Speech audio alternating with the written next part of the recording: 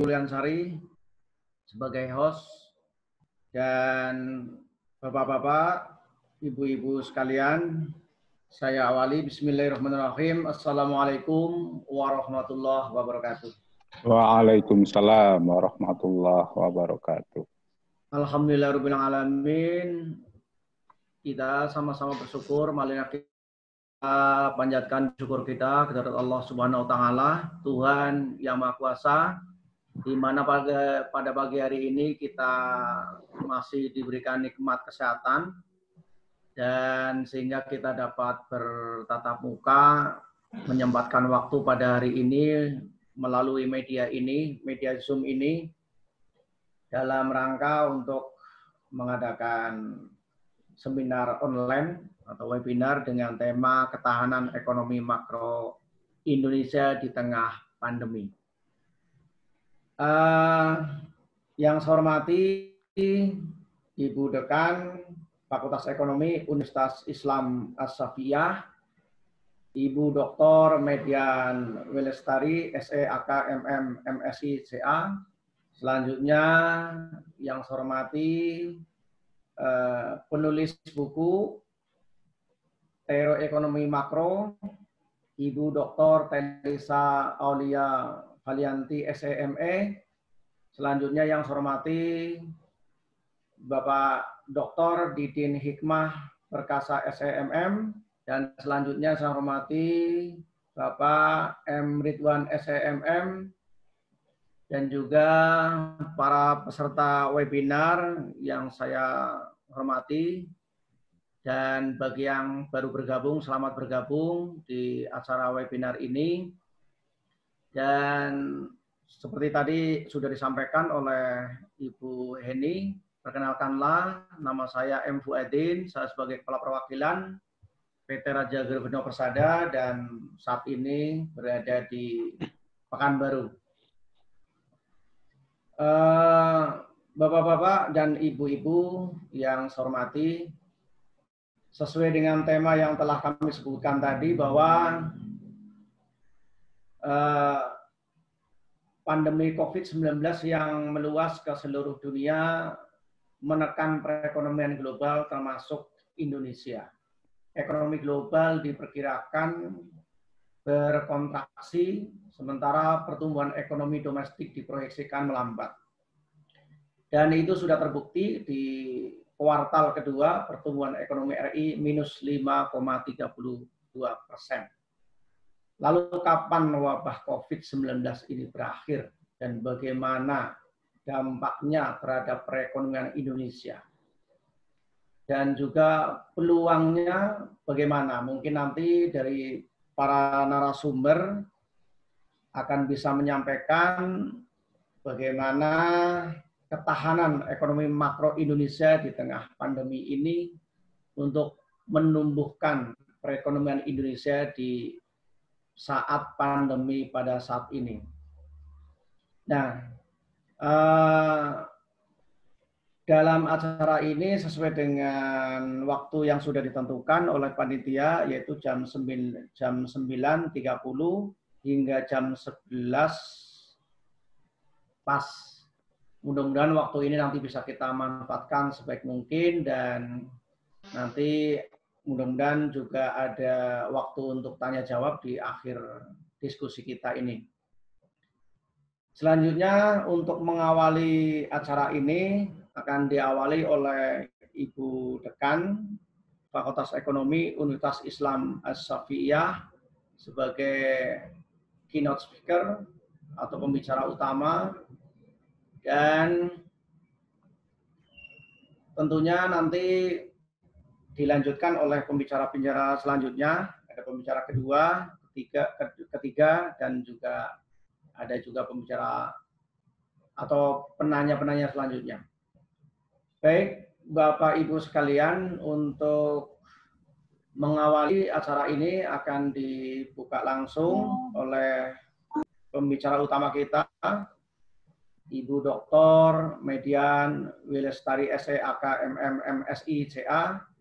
Beliau adalah saat ini sebagai Dekan Fakultas Ekonomi Universitas Islam As-Safiyah.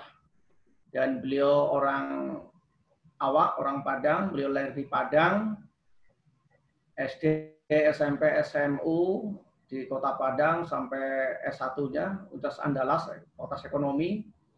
Dan beliau saat ini sebagai dosen PNS DPK Kooperatif Wilayah 3 atau LLDP Wilayah 3 hingga saat ini. Dan sebelum menjadi dekan, beliau juga pernah menjadi ketua jurusan akuntansi di Fakultas Ekonomi Universitas Islam As-Safiyah selama 10 tahun. Selanjutnya beliau menjadi wakil dekan Fakultas Ekonomi Universitas Bisnis Indonesia Universitas Islam As-Safiyah 2015 hingga 2017, dan saat ini beliau menjadi dekan Fakultas Ekonomi. Mungkin lanjut aja kepada Ibu Dr. Median Wilestari SIAK MM MSICA, waktu dan tempat kami persilahkan. Terima kasih Pak Fuadin atas kesempatannya. Bapak Ibu sekalian, mohon izin. Assalamualaikum warahmatullahi wabarakatuh. Waalaikumsalam warahmatullahi wabarakatuh. Sayyidina Muhammadin wa ala alihi wa sahbihi ajmain, amma ba'du. Yang saya hormati dan saya banggakan Ibu Dr. Telisa Aulia Valianti, SEME, selaku justru yang beliau ini Pak Fuadin yang jadi pembicara utama. Saya hanya jadi MC pelanjut dari Pak Fuadin saja sepertinya ini. Jadi kalian jujur Ibu, saya sebenarnya agak sungkan berbicara. Enggak apa-apa, bagus Bu. Keynote speech, iya. Ya, ini kehormatan ini, iya, kehormatan betul, dari Dr. Telisa ini kepada Ibu dekan ini. Karena Ibu Telisa ini adalah dosen dan penguji doktoral saya ketika menyelesaikan S3 di Pasca Sarjana Program Ilmu Akuntansi FEB UI pada waktu yang lalu itu. Tapi karena terkait dengan tugas dan struktural, mohon izin sekali lagi Ibu, saya harus menyampaikan hal ini. Sama sekali tidak bermaksud lancang dan tidak sopan, ini hanya bagian dari kerjasama sudah digagas oleh penerbit PT Raja Grafin menggarakan acara webinar ini dengan baik. Terima kasih Bu Eni untuk kesempatannya juga. Yang saya hormati Bapak Dr. Didin Hikmah Perkasa. Ini nama Bapak luar biasa sekali ya Pak. Dr. Didin Hikmah Perkasa SEMM, Kaprodi Manajemen dan Akuntansi Universitas Bina Nusantara. Salam silaturahmi Pak. Semoga senantiasa sehat dan senang sekali bisa berkenalan dan mendapatkan kesempatan berinteraksi dengan Bapak hari ini. Semoga memberi kebaikan bagi fakultas kita di Universitas Islam Asy-Syafi'iyah dan Universitas Dian Nusantara. Dan yang saya juga hormati Bapak Muhammad Ridwan, SEMM, Kaprodi Manajemen FEB Universitas Islam Asy-Syafi'iyah, kolega dan teman sejawat dalam posisi struktural di fakultas. Terima kasih sudah berkenan jadi bagian dari acara webinar kali ini. Juga kepada Bapak M. Fuadin SE selaku moderator, terima kasih banyak sudah memfasilitasi kami semua, serta kepada Bapak, Ibu, dan para mahasiswa peserta webinar lainnya yang telah berkenan ikut hadir di ruang Zoom ini. Saya aturkan ucapan terima kasih yang tulus, semoga kita semua dalam keadaan sehat dan bertahan dalam kondisi yang optimal dalam situasi pandemi saat ini.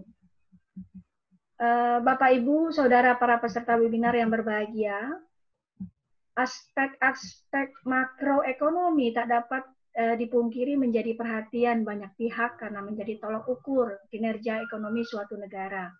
Indikator-indikator makroekonomi lazim digunakan sebagai ukuran kesuksesan suatu rezim pemerintahan, bahkan kadang bisa menjadi dalam tanda kutip jualan politik bagi seorang calon pemimpin pemerintahan atau presiden di negara manapun di dunia. Nah, dalam teori pembangunan, income per kapita menjadi salah satu indikator penting untuk menempatkan atau menggolongkan suatu negara ke dalam kategori negara kurang berkembang, atau negara maju. Contoh untuk ukuran tahun 1980-an yang saya ketahui itu di negara dengan income per kapita sama dengan kurang lebih sekitar 500 US dollar itu digolongkan sebagai negara kurang berkembang. Sedangkan dengan income per kapita sama dengan lebih dari 10.000 US dollar itu digolongkan dalam negara maju. Nah, dalam hal pertumbuhan ekonomi, Indonesia sama seperti pada umumnya negara-negara di Asia Timur seperti Korea Selatan, Hong Kong, Taiwan, dan Asia Tenggara seperti Singapura, Thailand, Malaysia, dan Vietnam dan berbagai dasawarsa itu mampu menjaga tingkat pertumbuhan ekonomi pada kisaran angka 5-8%. Nah, ini jelas menjadi suatu situasi yang lebih baik jika dibandingkan dengan negara-negara Asia Selatan, Amerika Latin, dan juga negara-negara Afrika yang selama ini kita ketahui memiliki tingkat pertumbuhan ekonomi yang lebih rendah. Indikator-indikator makroekonomi lain yang tidak kalah penting, yang juga menjadi fokus kerja pemerintah adalah masalah-masalah di seputar tingkat inflasi, tingkat pengangguran, angka kemiskinan, dan masalah penyediaan lapangan pekerjaan. Pemahaman dasar akan masalah-masalah ekonomi makro sebagaimana yang sampaikan tadi itu seyogianya dimiliki oleh para akademisi, terutama oleh para dosen dan mahasiswa di lingkup Fakultas Ekonomi.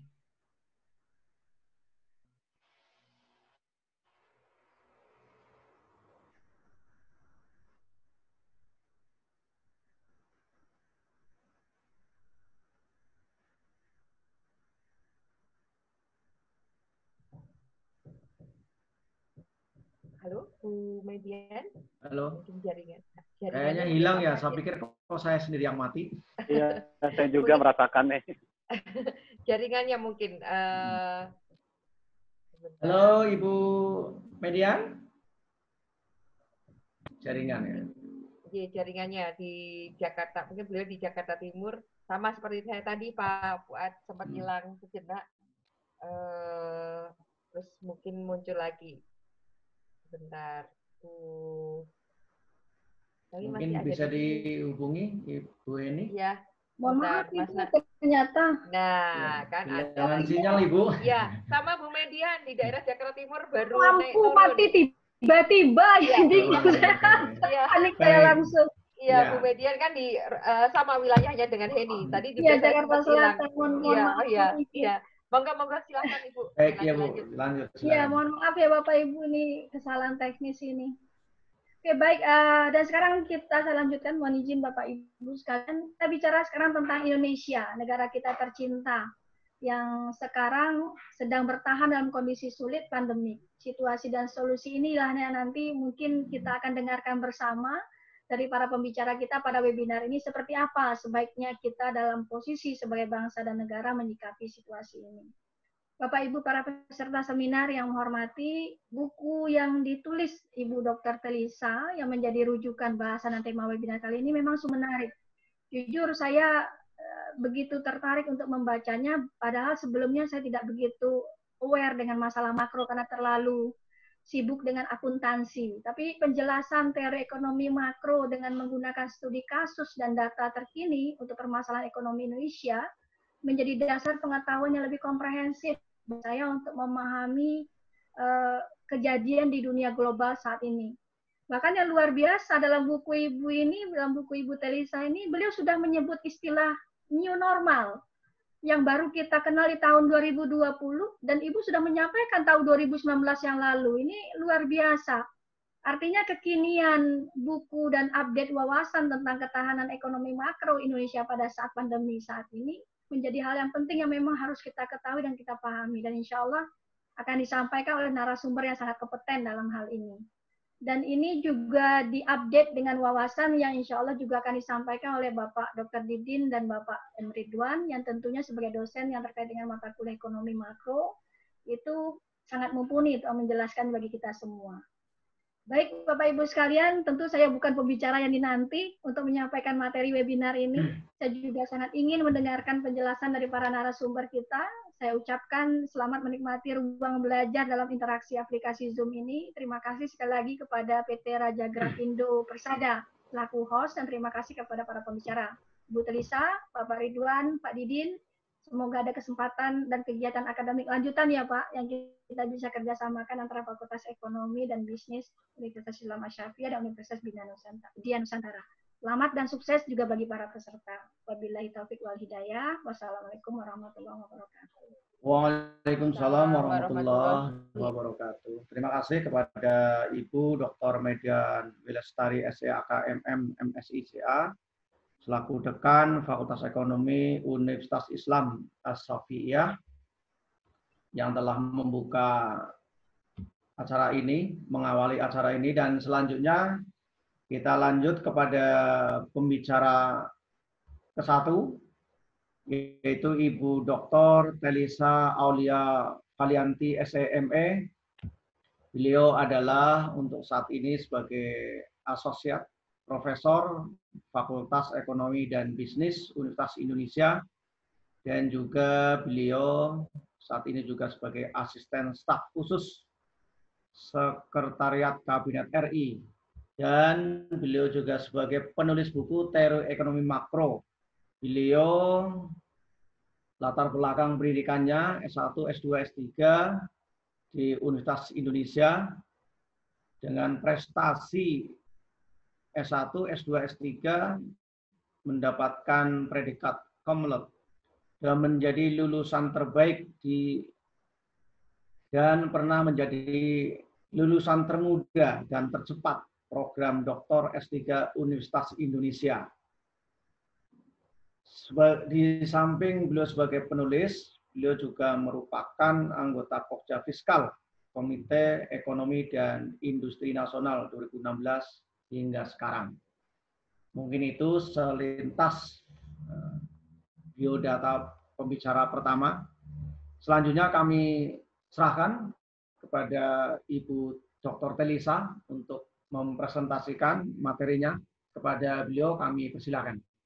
Baik, terima kasih. Assalamualaikum warahmatullahi wabarakatuh. Waalaikumsalam warahmatullahi wabarakatuh. Salam sejahtera Bapak Ibu untuk kita semua. Alhamdulillah kita diberikan Allah Subhanahu wa taala waktu dan kesempatan untuk bersilaturahmi dan berkumpul dalam suatu majelis ilmu yang sangat baik ini. Pertama-tama saya mengucapkan terima kasih kepada Ibu Dekan yang telah membuka dan memfasilitasi acara ini juga.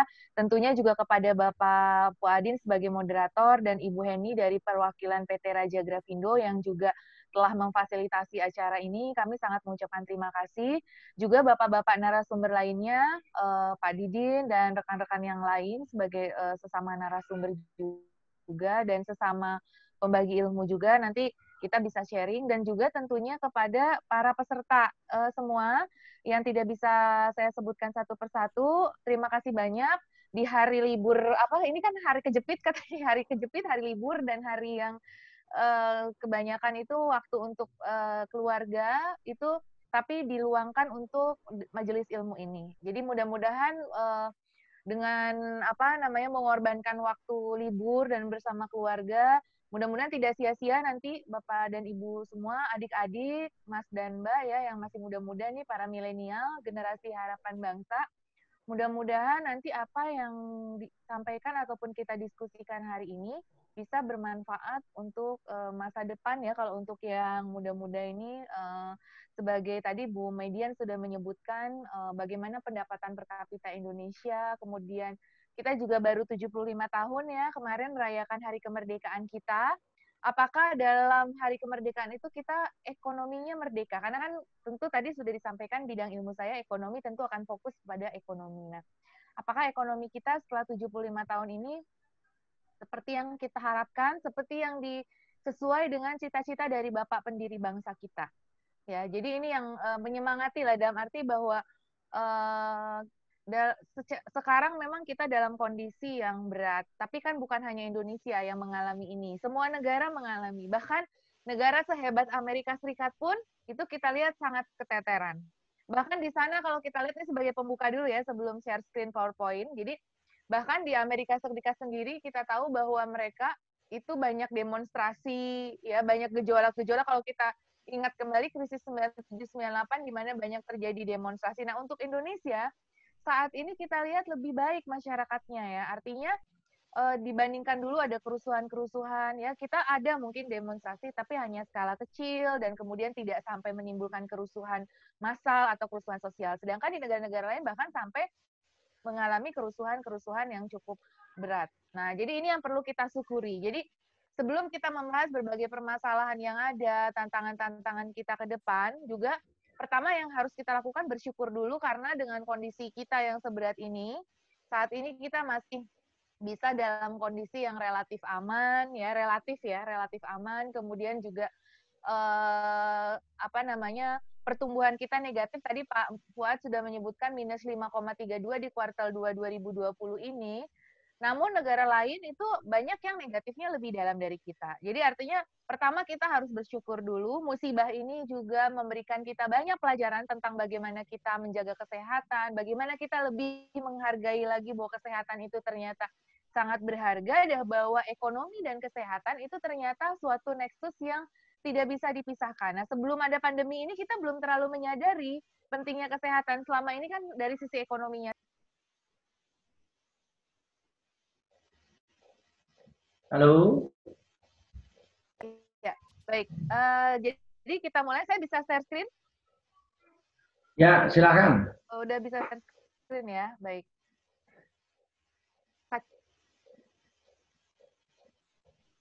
Mohon maaf Ibu, mati apanya? Oh iya, Iya, iya. dulu Pak, ya, sebentar.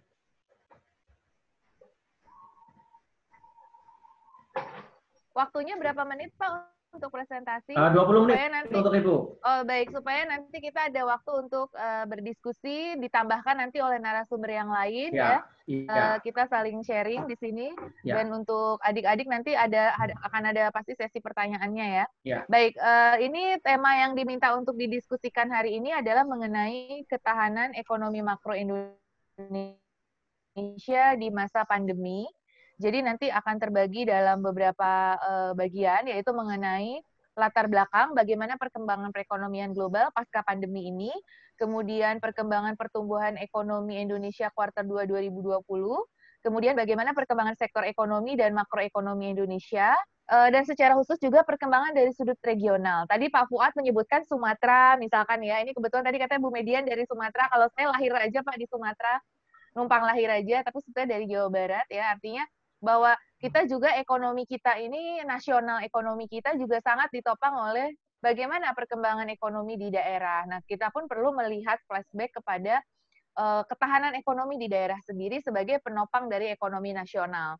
Nah, kemudian bagaimana arah kebijakan dan strategi ketahanan ekonomi kita untuk bertahan, atau bahkan seperti mungkin kalau Bapak Ibu atau adik-adik nonton pidato Bapak Presiden itu, bahwa kita harus membuat suatu lompatan-lompatan dan kemudian melakukan pembajakan terhadap krisis. Istilah hiperbolnya itu adalah pembajakan. Jadi artinya apa makna yang disampaikan pembajakan itu? Artinya kita harus melawan krisis tersebut. Jadi krisis adalah suatu keniscayaan dalam siklus makroekonomi yang akan terjadi, tapi bagaimana kita bertahan, defensif, kemudian juga kalau bisa kita melawan, ya lebih bagus lagi kita melawan krisis tersebut. Nah ini nanti apa saja yang bisa kita lakukan? Nah itu nanti akan kita diskusikan.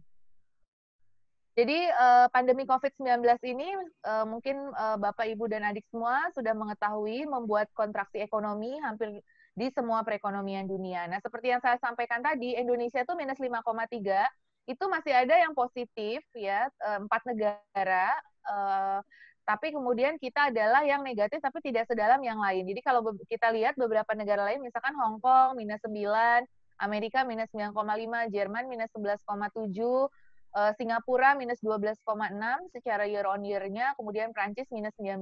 Artinya kita tuh tidak sedalam, artinya bukan kita saja yang mengalami resesi ini gitu.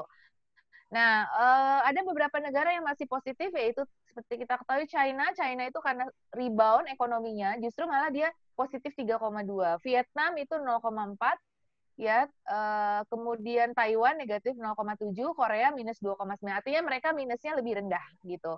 Jadi ada 4 negara yang performance-nya lebih baik dari kita. Nah, yang lain selebihnya memang negara-negara lain itu terdampak sangat dalam. Nah, kita berharap semua negara itu juga bisa pulih juga, karena walau bagaimanapun ekonomi kita juga adalah perekonomian terbuka yang tergantung kepada negara-negara lain. Nah, untuk kuartal 3 ataupun 2021 seperti apa proyeksinya, ini juga beberapa lembaga internasional kita ketahui sudah membuat berbagai prediksi.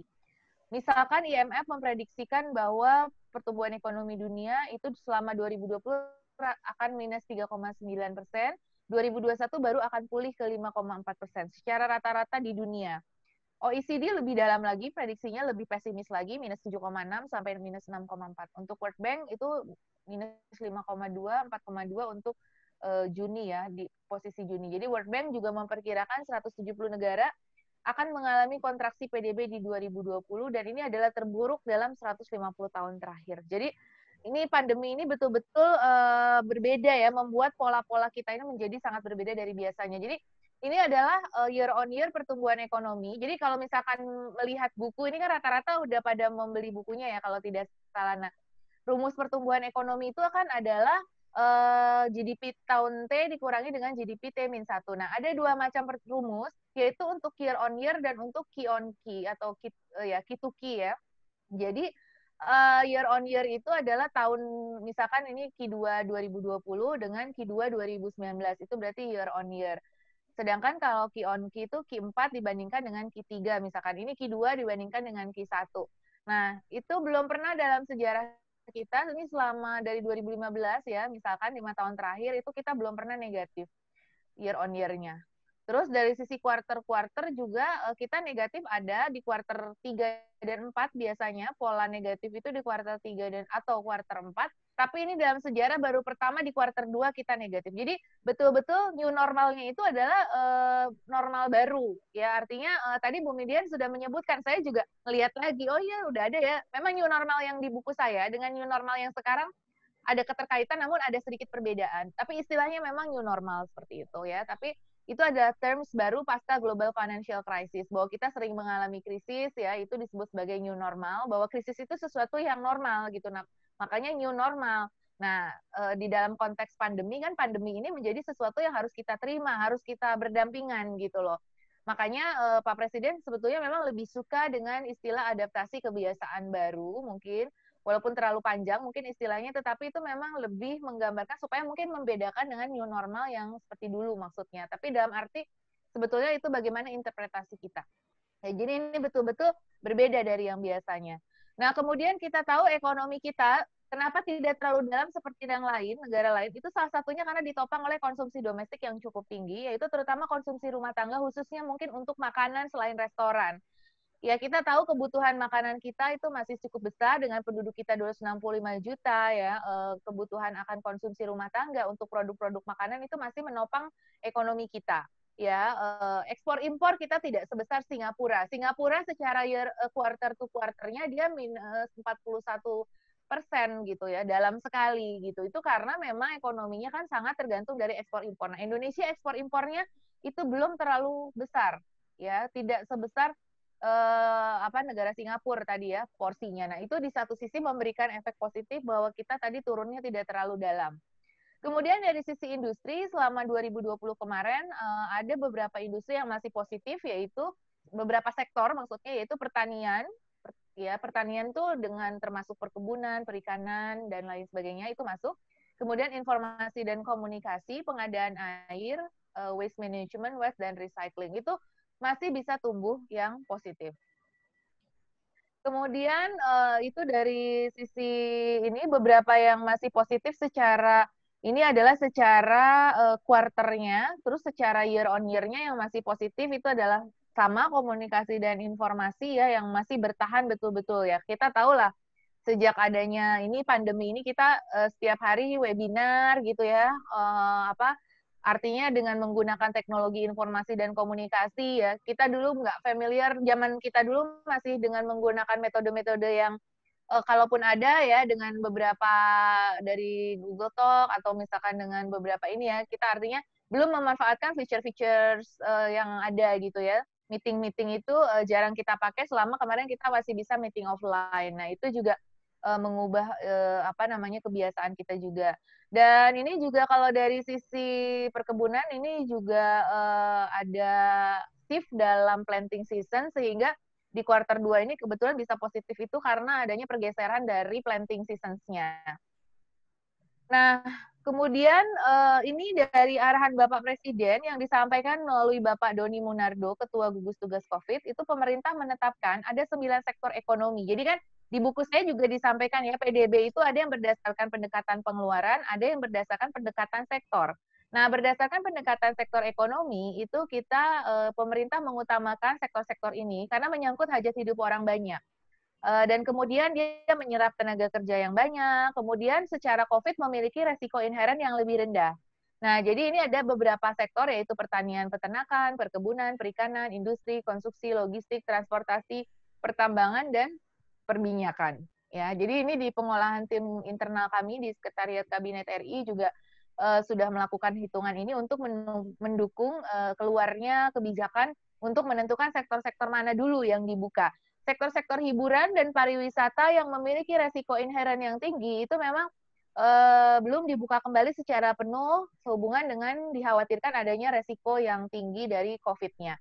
Nah, ini jadi artinya kita new normal kita itu adalah bahwa capacity ekonomi ya suatu sektor itu juga ditentukan oleh bukan hanya ukuran-ukuran ekonomi, misalkan hitungan di akuntansi ya, bukan hanya dilihat dari ROI-nya, bukan dilihat dari ROA-nya saja atau marginnya, tapi dilihat juga dari nilai skor untuk COVID-nya. Nah, ini adalah sesuatu yang baru untuk kita ya, dalam arti bahwa kita untuk membuka sektor ekonomi itu mempertimbangkan juga dari sisi faktor kesehatan. Jadi tadi kuncinya di depan saya sampaikan nexus antara ekonomi dan kesehatan. Nah, di buku saya sama sekali belum ada. Nanti mungkin di update-an ya akan jadi masuk ya, bahwa nanti kalau buku ini sudah akan keluar edisi barunya, tentu akan diupdate nih terkait dengan keterkaitan yang erat antara ekonomi dengan kesehatan. Nah, ini kemarin juga Bu Sri Mulyani sebagai Menteri Keuangan juga sudah menyampaikan not keuangan APBN itu bahwa tahun 2021 diperkirakan kita akan tumbuh 4,5 sampai 5,5 dengan inflasi terkendali di 3%, dengan nilai tukar yang lebih menguat yaitu 14.600 dan harga minyak yang agak sedikit naik ya, karena 2020 ini harga minyak sangat rendah. Cuman mungkin kita tidak merasakan dampak positifnya dari harga minyak karena ketutup oleh turunnya pendapatan kita ya. Kalau dulu kan Indonesia sangat sensitif terhadap isu harga minyak. Sekarang makin lama harga minyak itu down ya, sehingga juga kita mungkin tidak terlalu lagi memperhatikan harga minyak ini. Nah, dengan adanya PSBB pun mobilitas kita berkurang, sehingga kita juga mungkin kurang mengamati terkait dengan harga BBM. Padahal harga BBM itu sebetulnya memang rendah ya, kalau yang sesuai dengan yang misalkan jenis-jenis yang di atas premium itu kan mengikuti harga pasar. Nah, cuma mungkin kita kurang mengamati karena fokus kita sekarang adalah pada penurunan pendapatan akibat pandemi ini. Ini beberapa proyeksi sudah disampaikan tadi. Nah, kalau secara regional seperti apa? Sumatera juga terdampak negatif ya. Jadi kalau kita lihat ini peta ini Sumatera nih Pak Wadin, tadi kan dari Sumatera. Dengan share Sumatera 21,49 itu negatif 3,01. Masih lumayan bagus dibandingkan dengan Jawa lah. Kita tahu Jawa itu 58,55, masih tinggi. Walaupun Pak Jokowi di dalam nawacita sebetulnya kan membangun dari pinggiran ingin mengurangi share Jawa di dalam PDB kita. Maunya shift ke Indonesia Timur dan Indonesia Tengah. Nah, namun memang itu tidak mudah juga, dalam arti itu butuh waktu dan proses ya. Nah, Jawa terdampak sangat dalam, minus 6,69 yang kita tahu karena ini adalah banyak sektor jasa yang memang berada di Jawa dan itu akan sangat terpukul dengan adanya pandemi ini. Nah, yang menarik, yang masih positif itu justru Maluku dan Papua. Ini menunjukkan bahwa Maluku dan Papua itu tidak terlalu terintegrasi dengan ekonomi Indonesia yang lain ya. Artinya tidak tergantung pada perekonomian Jawa gitu. Artinya ini kelihatan dia positif sendiri. Nah, salah satu penyebabnya positif yang Maluku dan Papua ini dijelaskan di sini. Jadi, karena apa? Karena sebelumnya itu negatif. Jadi Papua dan Maluku itu sebelumnya pertumbuhannya negatif. Jadi setelah negatif biasanya akan positif. Dan kemudian adanya kenaikan harga emas. Jadi kalau Bapak Ibu mengetahui harga emas sekarang berapa nih? Ibu-ibu tahu ya? Bu Heni tahu je harga emas sekarang pasti. Ibu-ibu biasanya lebih sensitif ini terhadap harga emas ya.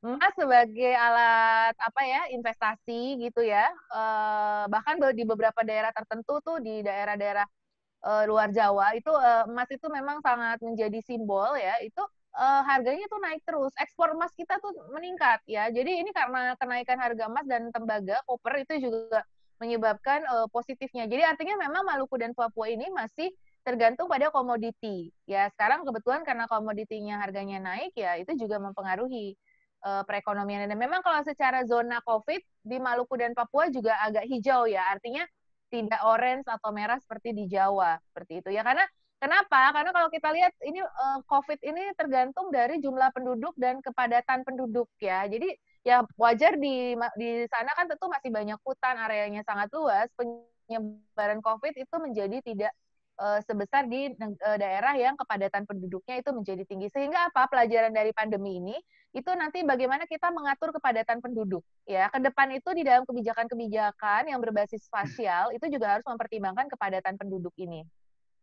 Nah, lalu bagaimana arah kebijakan fiskal dan moneter? Jadi ini juga disampaikan oleh Bapak Presiden ataupun Menteri Keuangan di dalam Preskon APBN 2021 bahwa anggaran untuk pemulihan ekonomi nasional yang Bapak Ibu mungkin sudah tahu dan adik-adik ada bansos, ada restrukturisasi kredit, pembiayaan UMKM, itu akan terus berlanjut di tahun 2021 untuk menjadi penopang pertumbuhan ekonomi kita. Walaupun jumlahnya memang lebih kecil ya dengan defisit yang lebih rendah tentu karena kita juga tidak ingin defisit besar terus-menerus ya karena nanti impact-nya kepada kenaikan hutang kita pun tetap jaga agar hutang kita juga walaupun meningkat tapi peningkatannya jangan terlalu besar, artinya masih terkendali, artinya kalau di dalam bahasa akuntansi masih risk management atau bahasa akuntansi dan manajemen ya, risk manajemennya itu masih bisa dilakukan dengan baik gitu. Artinya berhutang itu kan sebetulnya boleh asal manageable dan sustainable. Nah, apa syarat-syaratnya itu ada indikator-indikator sustainabilitas utang. Nah, saya juga di dalam buku saya sudah ada ya di chapter paling belakang kalau nggak salah tentang indikator makroekonomi, formula perhitungan dan sumber data itu sudah dibahas tuh terkait dengan sustainabilitas utang. Apa di 12 ya halaman 437 itu ada ukuran-ukuran indikator dari sustainabilitas utang. Nah, ini postur fiskal nanti mungkin bisa dibaca sendiri, artinya bahwa kita tetap defisit ya, profil APBN kita di 2021 gitu, dengan rasio utang kita agak sedikit naik ya. Waktu kita lagi bagus-bagusnya, rasio utang kita tuh sampai 25%-an. 27 gitu ya. Sekarang naik ke 36, 37 ya. Inilah karena kondisi pandemi. Tapi kita masih di bawah 100 negara-negara lain banyak yang sudah di atas 100 apalagi pasca pandemi ya dengan berbagai stimulus yang diluncurkan itu langsung melonjak. Memang yang dikhawatirkan di dunia ini pasca pandemi new normalnya itu adalah naiknya leverage. Ya kalau di dalam bahasa akuntansi kan leverage. Jadi seperti di perusahaan leverage-nya naik itu kan tentu ada konsekuensi. Nah, di dalam konteks negara, kenaikan leverage negara itu juga akan menjadi permasalahan ke depannya. Nah, dari sisi moneter seperti apa? Dari sisi moneter mungkin Bapak, Ibu, dan Adik sudah mengetahui suku bunga kita sudah diturunkan beberapa kali, sampai terakhir itu bulan Juli masih dipertahankan di level 4%, Agustus juga kemarin masih rapat Dewan Gubernur, masih tetap menjaga Bank BI rate 7 days repo itu masih pada 4%, dan BI pada stance masih menjaga kebijakan stabilitas nilai tukar rupiah, kemudian penguatan sinergi ekspansi moneter dengan stimulus fiskal. Adanya yang disebut sebagai burden sharing agreement antara BI dengan Kementerian Keuangan sebagai otoritas fiskal, kemudian juga penguatan KSSK. KSSK adalah Komite Stabilitas Sistem Keuangan untuk menjaga agar keuangan kita tuh tidak rentan terhadap financial crisis, dan BI juga berfokus pada digitalisasi sistem pembayaran. Jadi ke depan itu karena dalam pasca pandemi itu kita tidak boleh bersentuhan dengan ini ya, mengurangi touching fisikal termasuk touching fisikal terhadap uang. Ya, jadi kita ke depannya itu bagaimana sistem pembayaran untuk ya sebenarnya sudah kita lakukan kan dengan berbagai platform-platform yang tersedia ya, platform-platform keuangan bahwa kita juga menggunakan tinggal pakai HP dengan QR code, nah itu akan lebih dimasifkan lagi. Ya, tapi dengan ala Indonesia, dengan sistem yang Indonesia kembangkan. Jadi itu memang arahnya adalah digitalisasi termasuk juga dalam sistem pembayaran. Dana pasar uang antar bank kita sebetulnya masih mencerminkan likuiditas yang baik karena pemerintah juga menggelontorkan likuiditas. Jadi pasar uang antar bank ini adalah pasar uang overnight antar bank itu juga masih menunjukkan likuiditasnya tidak terlalu terkontraksi karena ya itu tadi ada bantuan dari stimulus fiskal pemerintah sendiri. Dan kemudian ada skema yang disebut sebagai burden sharing agreement, artinya BI di sini melakukan pembelian terhadap surat berharga negara. Jadi kan pemerintah untuk membiayai kebutuhan-kebutuhan dalam rangka menolong masyarakat COVID karena akibat COVID itu kan BI pemerintah tidak bisa hanya mengandalkan dari penerimaan pajak karena pajak pun lagi turun. Nah, bagaimana salah satu penerimaannya? Ya menjual SBN bisa ke investor asing, investor domestik. Nah, kalau itu tidak terserap semua oleh pasar, BI udah standby sebagai pembeli, sebagai lender of last resort. Jadi BI sebagai pembeli untuk menyerap kelebihan dana yang memang SBN yang memang di market ini ya. Jadi itu yang disebut sebagai burden sharing agreement. Kemudian BI juga terus berusaha untuk menjaga ketahanan dari cadangan devisa. Karena ingat 9798 devisa kita ketika itu negatif. Makanya kita meninjau lembaga internasional yaitu IMF. Ya karena devisa kita sudah negatif. Devisa itu dibutuhkan untuk apa? Nah, di dalam buku saya juga ada teorinya devisa itu dibutuhkan untuk membayar impor, membayar hutang. Devisa itu kan cadangan kita dalam emas ataupun dalam mata uang luar negeri atau dalam special drawing right. Nah, BI terus menjaga agar cadangan devisa ini tetap tercukupi. Salah satunya bagaimana BI membuat regulasi tentang pemantauan kegiatan lutas devisa untuk menekan para spekulan supaya tidak terjadi spekulasi dolar. Dan kemudian adanya BCSA yaitu currency swap dengan beberapa negara yaitu ASEAN plus 3, Jepang, Cina, Korea, itu bahwa untuk kebutuhan likuiditas dolar itu kita bersatu di ASEAN bisa saling meminjamkan likuiditas. Apalagi kita tahu China itu adalah salah satu negara yang terbesar likuiditas dolarnya. Ya, kita sudah mengaktifkan perjanjian ini. Kemudian BI juga melakukan intervensi di pasar yang disebut sebagai pasar DNDF, yaitu Domestic Non-Deliverable Forward, pasar sekunder untuk surat berharga. Ya, kemudian burden sharing agreement ini juga untuk membantu menjaga ketahanan eksternal kita juga, terutama menjaga kepercayaan investor bahwa Indonesia mampu mengelola tahan banting gitu dalam mengelola manajemen makro dan fiskalnya. Itu juga dinilai oleh investor. Nah, jadi bagaimana strategi kita untuk meningkatkan ketahanan ekonomi Indonesia? Yang pertama adalah memperkuat transformasi struktural sambil menyesuaikan dengan adaptasi kebiasaan baru. Selama ini ekonomi kita terlalu tergantung pada komoditi, nilai tambahnya kurang, industri banyak yang impor bahan baku. Nah, itu harus kita perbaiki. Itulah yang disebut sebagai transformasi struktural. Kemudian memulihkan investasi di sektor utama yang masih dapat bergerak. Jadi konsumsi ya sebagai andalan, tapi kan kita juga nggak mungkin terus-menerus, karena konsumsi juga ada batas maksimalnya. Nah, investasi ini harus kita genjot. Nah, investasi kita drop banget di kuartal 2 kemarin. Nah, kita pulihkan saja di sektor-sektor yang memang utama, seperti kesehatan, pertanian, dan sektor digital. Dan pun itu investasi itu pun harus disiapkan juga SDM digitalnya. Karena kita tahu kita kekurangan tenaga terampil digital dibandingkan dengan Malaysia, Vietnam, Indonesia jauh sekali. Makanya banyak sekali engineer-engineer dari platform-platform yang ada di Indonesia itu impor dari negara lain seperti India, Rusia, dan sebagainya. Karena di Indonesia memang belum tersedia SDM-nya. Nah, ini kita berharap Bapak Ibu dari universitas swasta pun ya itu mendukung dengan ya mudah-mudahan ada prodi-prodi yang memang bisa menyiapkan SDM digital ini, karena ke depan ini adalah suatu keniscayaan. Jadi kita juga ini bukan hanya bisa dilakukan oleh universitas negeri, tapi oleh universitas swasta pun ini bisa. Artinya kita memang harus menyiapkan SDM digital ini. Kemudian memanfaatkan momen ini juga untuk adik-adik ya yang memang misalkan akan menentukan masa depannya dan sebagainya, mumpung masih muda ya, itu harus memiliki kemampuan dan keterampilan digital yang tinggi karena memang ke depan tidak ternafikan lagi, memang pasti itu yang dibutuhkan. Kemudian memanfaatkan momentum likuiditas di dunia akibat berbagai stimulus dengan mendorong peningkatan pertumbuhan kredit ke sektorial dan menarik investasi. Kemudian juga ada peluang dari investasi relokasi dari PMA dari China akibat perang dagang AS dan China, itu harus kita garap. Sudah ada 7 perusahaan yang menyatakan ingin pindah ke Indonesia. Sudah dipilih tempatnya kalau nggak salah di Brebes dan di Jawa Tengah lainnya. Nah, itu sedang disiapkan ya, sampai Pak Presiden juga kemarin melakukan kunjungan ke sana ya, untuk menyiapkan, jangan sampai kita kehilangan kesempatan dan kehilangan momentum.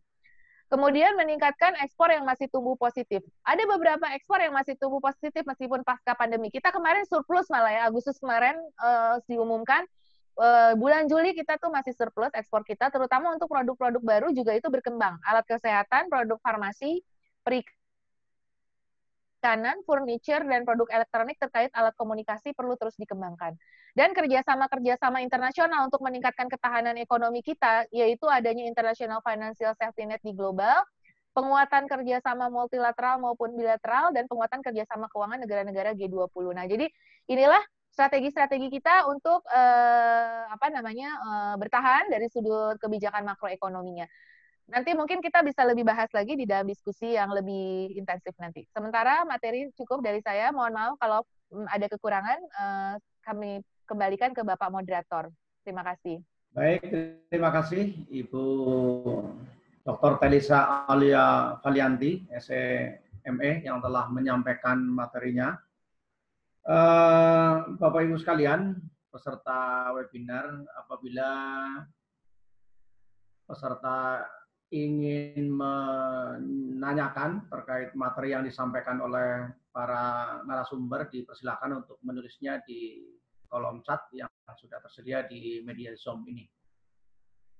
Baik Bapak Ibu sekalian, kita akan lanjut kepada pembicara kedua, yaitu Bapak Dr. Didin Hikmah Perkasa SEMM. Beliau saat ini adalah sebagai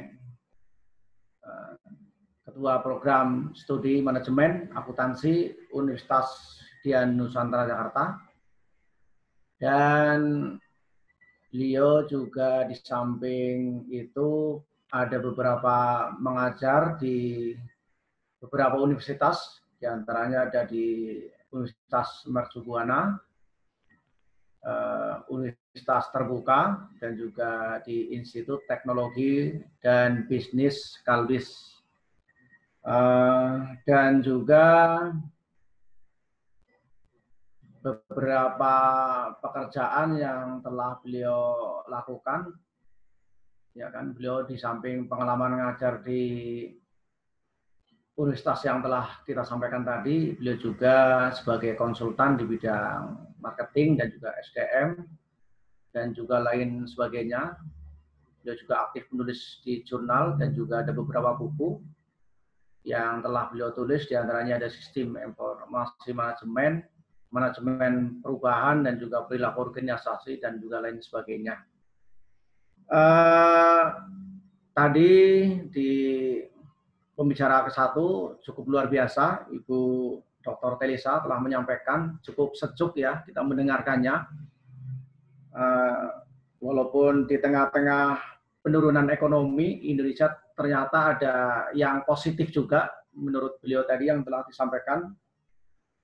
Dan cukup sejuk mungkin karena beliau juga orang pemerintah, jadi luar biasa kita mendengarkannya ya.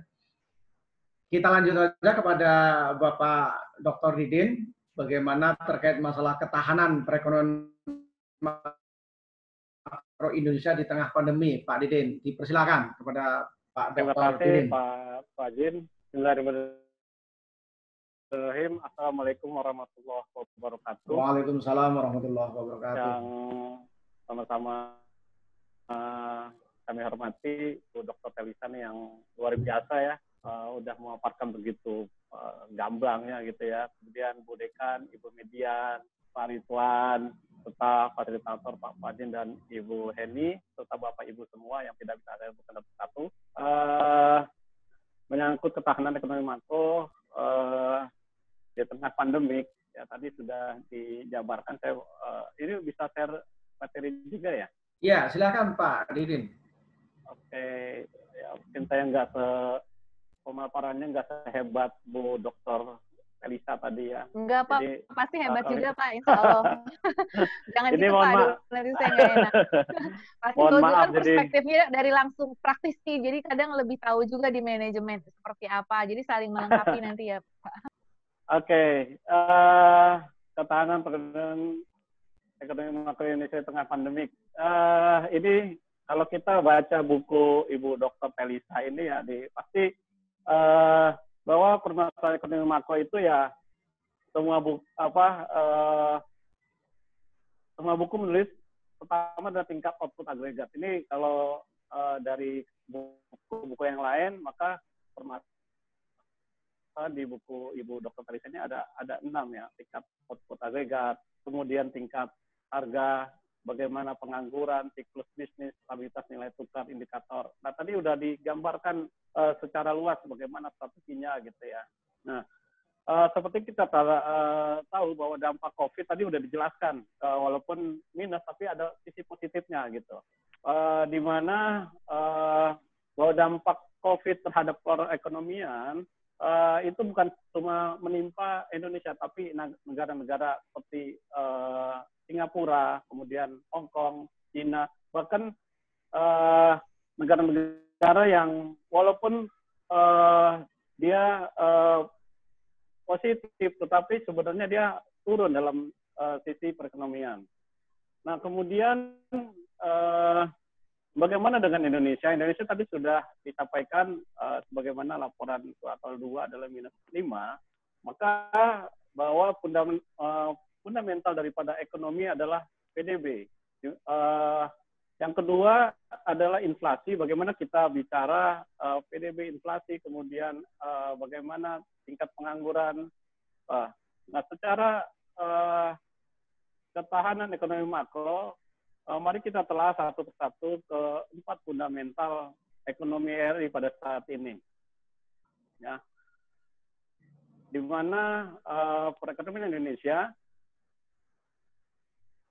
ya pertumbuhan ekonomi mengalami kontraksi ya dalam sejarah itu lebih dari 20 tahun. Ya.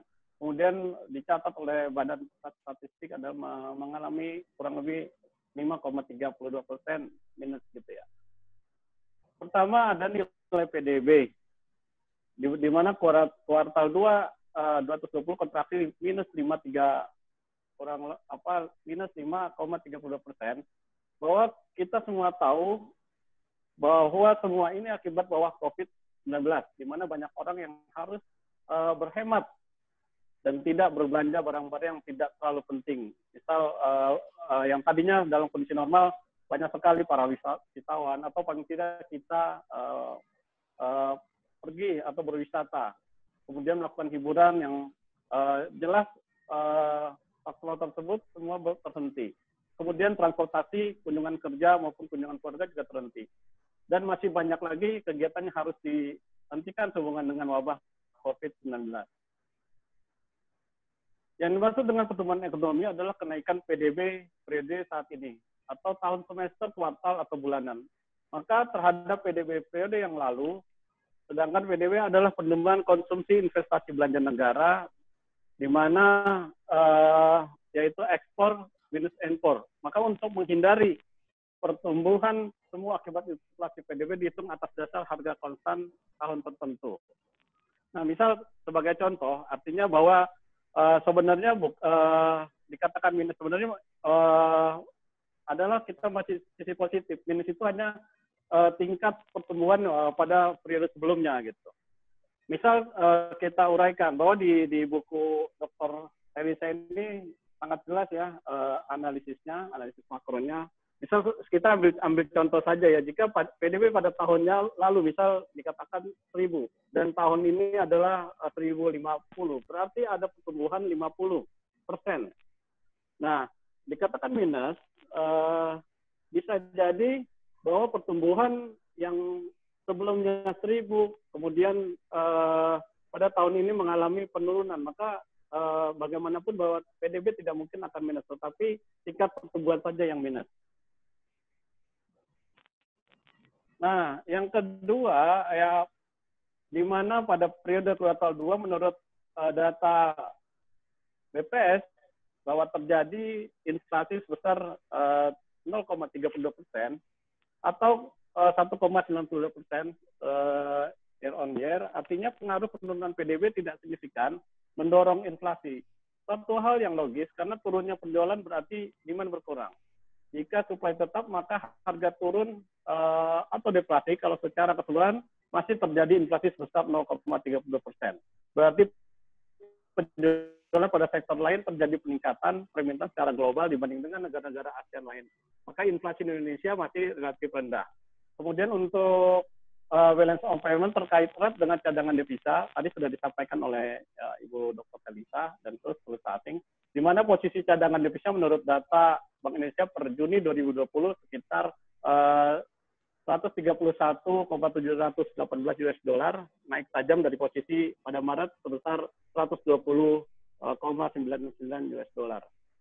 Maka penguatan USD terhadap rupiah pada pertengahan Maret sampai dengan Juni, maka tanpa didukung prestasi ekonomi dan moneter, dicurigai banyak pihak sebagai rekayasa keuangan. Kalau kurs bertahan pada kisaran pada saat ini ya kurang lebih kisaran antara 14.000 US dollar, berarti rupiah tidak berarti rupiah melemah, karena bisa saja pemerintah menerapkan strategi yang undervalued untuk mendorong ekspor dan menghambat impor. Kemudian yang keempat, fundamental yang keempat itu bagaimana tingkat pengangguran pada kuartal 2 2020, maka diduga kuat akan meningkat, tetapi peningkatannya belum dapat diketahui karena hambat kendala teknis. Maka pada kuartal 2, pemerintah menetapkan PSBB dan sepanjang mungkin karena dianjurkan bekerja dari rumah, sebagian perusahaan ada yang mem-PHK. Efek yang paling krusial dari meningkatnya pengangguran ada turunnya total pendapatan, di mana banyak pekerja secara global, sehingga secara makro daya beli masyarakat menurun, dan akibatnya konsumsi dalam PDB akan turun. Untuk itu, pemerintah telah melakukan stimulus seperti BLT, penanggulangan dan penghapusan denda dan lain-lain. Tujuan jelas untuk menahan bagaimana penahan daya beli masyarakat. Maka dikatakan menurunnya tingkat perekonomian di minus 5% akibat pandemi 19 dan masih dalam proses batas yang wajar. Tadi disampaikan adalah masih ada nilai surplusnya. Lalu bagaimana strategi bertahan, ya, dampak dari ekonomi atau penurunan ekonomi, kemudian peningkatan angkatan pengangguran, peningkatan jumlah penelitian. Maka bagaimana strategi bertahan agar Indonesia tetap berjalan? Pertama adalah bagaimana anggaran tersebut akan digunakan untuk belanja penanganan. Tentu yang paling utama adalah penanganan COVID. Ya, bagaimana COVID itu bisa berakhir sehingga tidak menghambat kegiatan-kegiatan lainnya. Yang kedua, bagaimana alokasi dana untuk pelindungan sosial masyarakat, ya, yang terkait digunakan dengan program Keluarga Harapan, dan kemudian seperti yang sekarang dilaksanakan adalah bantuan sembako atau bansos untuk masyarakat ya seluruh Indonesia. Yang ketiga adalah dukungan bagi UKM. Tentu kita tahu dampak COVID itu sangat dahsyat, ya, banyak sekali UKM yang digulung tikar, juga perusahaan-perusahaan besar yang tidak mampu, yang akhirnya banyak melakukan PHK. Nah, mungkin itu uraian saya terkait dengan untuk review buku daripada Dr. Teresa, di mana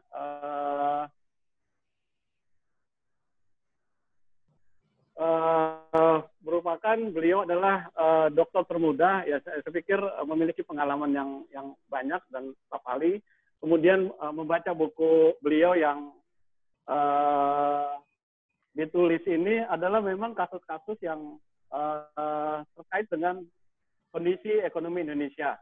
Dan yang paling utama yang jarang sekali yang kita bandingkan dengan buku-buku lainnya, bahwa beliau menyampaikan Kapitas Lekta tentang perkembangan perekonomian Indonesia dari awal sampai dengan saat ini. Demikian ulasan dari saya tentang ketahanan ekonomi makro Indonesia. Mudah-mudahan bermanfaat, nanti kita diskusi. Demikian, terima kasih Pak Fadin. Wassalamualaikum warahmatullahi wabarakatuh. Waalaikumsalam warahmatullahi wabarakatuh. Terima kasih kepada Bapak Dr. Didin Hikmah Perkasa SEMM yang telah memberikan materinya terkait ketahanan perekonomian makro Indonesia di tengah pandemi. Sebelum ke pembicara 3, kami sampaikan kembali kepada peserta bahwa bagi yang ingin mengajukan pertanyaan untuk bisa mengisi pertanyaannya di kolom chat yang sudah tersedia di media Zoom ini. Dan nanti setiap penanya atau kita menyediakan door prize, ya, sebuah buku terkait masalah UMKM untuk 3 buah buku untuk 3 penanya yang beruntung. Nanti kami akan berikan door prize sebuah buku dari penerbit. Di samping itu nanti peserta juga akan mendapatkan buku dari penulis Dr. Teresa dan juga akan mendapatkan sertifikat. Baik, selanjutnya kita akan ke pembicara ketiga, yaitu Bapak M. Ridwan SEMM. Beliau adalah latar pendidikannya S1 S2 di Universitas Islam As-Safiyyah, dan beliau juga sebagai dosen tetap di Universitas Islam As-Safiyyah, dan juga ada beberapa perguruan tinggi lainnya yang dia juga mengajar. Baik, beliau akan menyampaikan terkait masalah menjaga kestabilan ekonomi makro Indonesia. Kepada Bapak M. Ridwan SEMM, waktu dan kesempatan kami persilakan. Silakan Pak Ridwan. Mohon suaranya Pak Ridwan. Ya, baik. Terima kasih. Terima kasih Pak Moderator. Kepada Ibu Median, Ibu Teresa, Pak Didin dan Ibu Heni yang ini kebetulan terpampang di monitor yang saya pantau.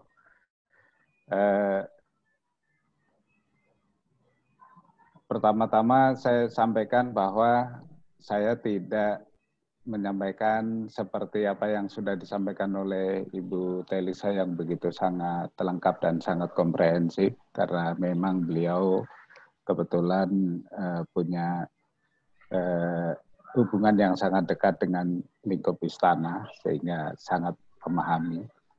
Dan juga tidak sama dengan Pak Didin, meskipun mungkin lebih sederhana, tapi saya jauh lebih sederhana lagi, karena saya sudah sampaikan saya anggap saja license officer Pak Nandi kemarin saya sudah menegaskan, saya akan menyampaikan secara oral saja, dan kata Pak Nandi, monggo silahkan.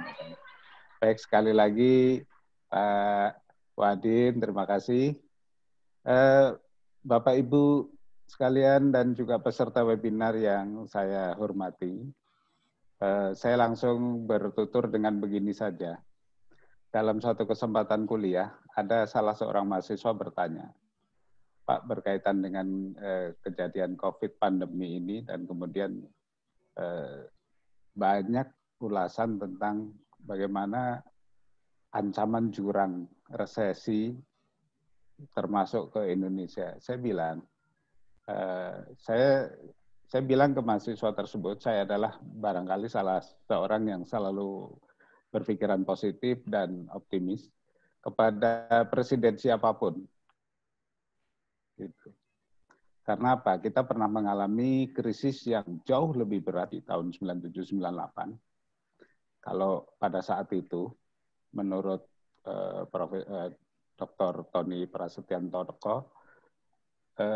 gap antara cadangan devisa kita dengan utang luar negeri memang teramat sangat jauh, dan juga ada di invisible hand, ada seorang tokoh namanya George Soros yang juga ketika datang mengunjungi Gus Dur pada era pemerintahan Gus Dur, ketika ditanya wartawan pun sebetulnya George Soros juga mengakui bahwa dia memainkan 3 mata uang utama, dan itu memang terbukti 3 negara yang jelas-jelas menderita krisis yang paling terasa, yaitu Korea Selatan, Thailand, dan juga Indonesia. Tetapi persoalannya adalah kemudian ketika Thailand dan Korea Selatan meminta bantuan IMF dan 2 tahun selesai, Indonesia ditangani sampai bahkan lebih dari 5 tahun pun tidak selesai. Itulah yang membuat akhirnya kita mutung kepada IMF, dan kita belum lama menyatakan kita dalam tanda petik memutus hubungan dengan IMF, dalam tanda petik ya, bukan dalam arti sebenarnya. Artinya bahwa kalau kita melihat itu, saya pribadi selalu optimis bahwa kita akan mampu menjaga stabilan ekonomi makro kita. Belum lama misalnya saya membaca running text di TV bahwa pemerintah mentargetkan asumsi-asumsi makroekonomi Indonesia di 2001, tadi sempat sudah ditinggung oleh Bu Telisa, antara misalnya target inflasi kita di 3%, kemudian nilai tukar di 14.600 US dollar, kemudian harga minyak dunia 45 US dollar per barrel, gitu. Dan satu lagi, berkaitan dengan krisis 97-98, ternyata ada sebagian masyarakat kita yang justru mengambil bisa mengalami disebut blessing in disguise dengan krisis itu. Jadi misalnya pengusaha pertanian agriculture yang orientasinya ekspor. Jadi misalnya contoh ada petani-petani paprika yang ternyata justru menangguk untung yang luar biasa. Sehingga sambil guyonan saya sering bercanda ke mahasiswa. Pada saat krisis 97-98 itu ada doa yang sama kuatnya disampaikan, dimunajatkan ke atas. Yang satu berdoa agar krisis ini segera berakhir di konteks tahun 97-98, tapi ada juga doa yang dipanjatkan ke langit, berdoa agar krisis ini jangan cepat selesai. Jadi artinya yang tidak selesai itu adalah doa yang dipanjatkan oleh petani yang menanam paprika yang orientasinya ekspor. Kenapa? Karena memang dibayar dengan dolar yang jauh lebih tinggi. Saya masih ingat betul, kalau tidak salah mungkin Bu Telisa bisa koreksi. Bulan Juli 97, harga $1 US Amerika itu masih di sekitar 2.700. Tetapi pelan dan pasti, dolar itu merangkak naik dan begitu signifikan, bahkan Januari 98, kalau saya tidak salah mengingat, itu dolar sampai pernah menembus 16.000 rupiah per US dollar. Jadi ini kenaikan yang luar biasa. Jadi ketika saya ditanya oleh mahasiswa soal bagaimana nilai tukar segala macam, saya bilang, Anda melihatnya adalah posisi ketika Pak SBY berkuasa dan Pak Jokowi berkuasa, rupiah itu harganya sudah sepersekiannya dolar. Artinya dolar itu sudah kisaran 13.000 ke atas. Jadi kalau dari 13.000 kemudian 14.000 artinya dari sisi persentase ini jauh berbeda dengan ketika tahun 97-98. Dari 2.700 melonjak pernah sampai ke 16.000 dan akhirnya stable di kisaran 13.000, 14.000. Jadi artinya jangan terlalu khawatir. Nah, dengan asumsi-asumsi makro yang dibangun oleh pemerintah, yang menjadi harapan adalah bahwa ini semua bisa diimplementasikan dengan baik. Itu yang penting. Sebagai contoh misalnya Pak Jokowi pernah menegaskan akan menggelontorkan dana sekitar, kalau tidak salah Bu Telisa yang mau dikoreksi, 28 triliun untuk 12 juta UMKM. Nah ini kira-kira konsepnya hampir sama. Saya mengibaratkan 97-98 itu seperti kalau digunakan di era sekarang, saya mengibaratkan kita akan menggunakan mobil yang konsepnya hybrid gitu. Jadi ketika misalnya pelaku ekonomi yang besar itu terganggu, maka pelaku ekonomi yang lebih kecil, yang lebih liat, yang lebih kenyal, itu bisa membantu menopang ekonomi kita. Jadi dalam konteks itulah saya selalu mengatakan, karena sering ditanya oleh mahasiswa, kebetulan saya ngajar perekonomian Indonesia, jadi saya jawab seperti itu. Jadi nggak usah khawatir, don't worry, be happy. Dan 2008 kita juga hampir mengalami hal yang sama, dan itu temanya hampir sama, dimulai dari kasus hipotek di Amerika. Begitu dominannya sektor keuangan dibanding sektor industri, itu yang membuat kita tahu bahwa produk-produk semuanya adalah impor dari Amerika. Dan ketika Amerika terhinggapi kasus hipotek atau mortgage itu, hampir semua bursa efek di dunia, bursa keuangan juga semuanya rontok. Tapi alhamdulillah Indonesia tahun 2008 selamat. Jadi artinya kita memang harusnya, dan harusnya kita sudah paham betul bagaimana menjalani kehidupan yang berat ini dan melewati dan kemudian menyongsong sesuatu yang lebih baik. Jadi pada asumsi makro yang lain yang saya lihat akan membantu kita adalah misalnya menjaga dalam konteks bicara tentang kestabilan. Misalnya BI, belum terlama saya baca BI menjelaskan bahwa BI tetap menetapkan acuan bunga kredit itu adalah 6%. Jadi saya pikir itu cukup fair lah. Jadi tidak terlalu tinggi, tidak terlalu rendah. Karena nanti kalau terlalu rendah, bank-bank juga akan terganggu. Kebetulan anak saya ada di bank. Jadi saya tanya, tolong sampaikan hal yang real tentang kehidupan perbankan. Dia bilang fine-fine aja, nggak ada masalah. Dan mohon maaf Bapak Ibu, kadang-kadang kekhawatiran analisa yang berlebihan itu sepertinya saya temukan tidak terlalu nyata di dunia yang sebenarnya. Mohon maaf sekali lagi, mungkin saya salah. Ini di libur panjang, kita semua tahu, menyaksikan bagaimana tol itu macet total. Bagaimana puncak macet. Bapak Ibu saya yakin juga tahu, bagaimana kafe-kafe selalu penuh. Bapak Ibu juga saya yakin tahu, Bapak Ibu ketika ibu-ibu terutama kalau ke pasar, saya tanya istri saya saja, menurut Ibu gimana kondisi pasar? Kondisi orang jual beli normal, dia bilang. Jauh berbeda dengan tahun 97-98. Artinya bahwa ini bukan setitik harapan lagi, ini besar harapan kita untuk cepat bangkit. Apalagi pemerintah juga lagi-lagi saya ingin menambahkan informasi, Pak Jokowi juga pemerintah akan selalu menyiapkan kebijakan relaksasi pajak, melonggarkan pajak, dan itu tentu akan maintain paku ekonomi yang besar untuk tetap survive gitu. Kalau di tahun 97-98 yang sangat untung adalah petani yang berorientasi ekspor, kalau sekarang ini Pak Jokowi rupanya juga banyak belajar dari masa lalu. Makanya kalau di kalangan Partai Merah itu sudah sangat terkenal, jas merah, jangan sekali-kali melupakan sejarah. Karena kehidupan tadi juga sempat disinggung, kehidupan itu sebetulnya life cycle.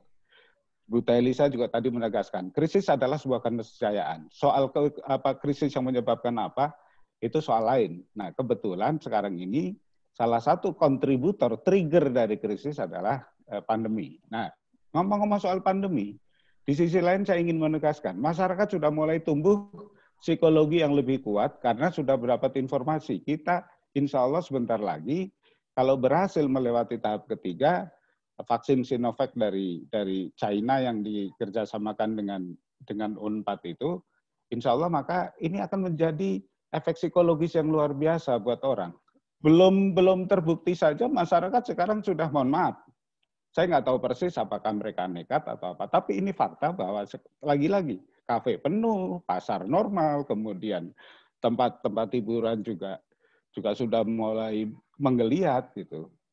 Bahwa kemarin di sektor jasa, terutama sektor di industri kreatif, di wisata misalnya, sekarang sudah mulai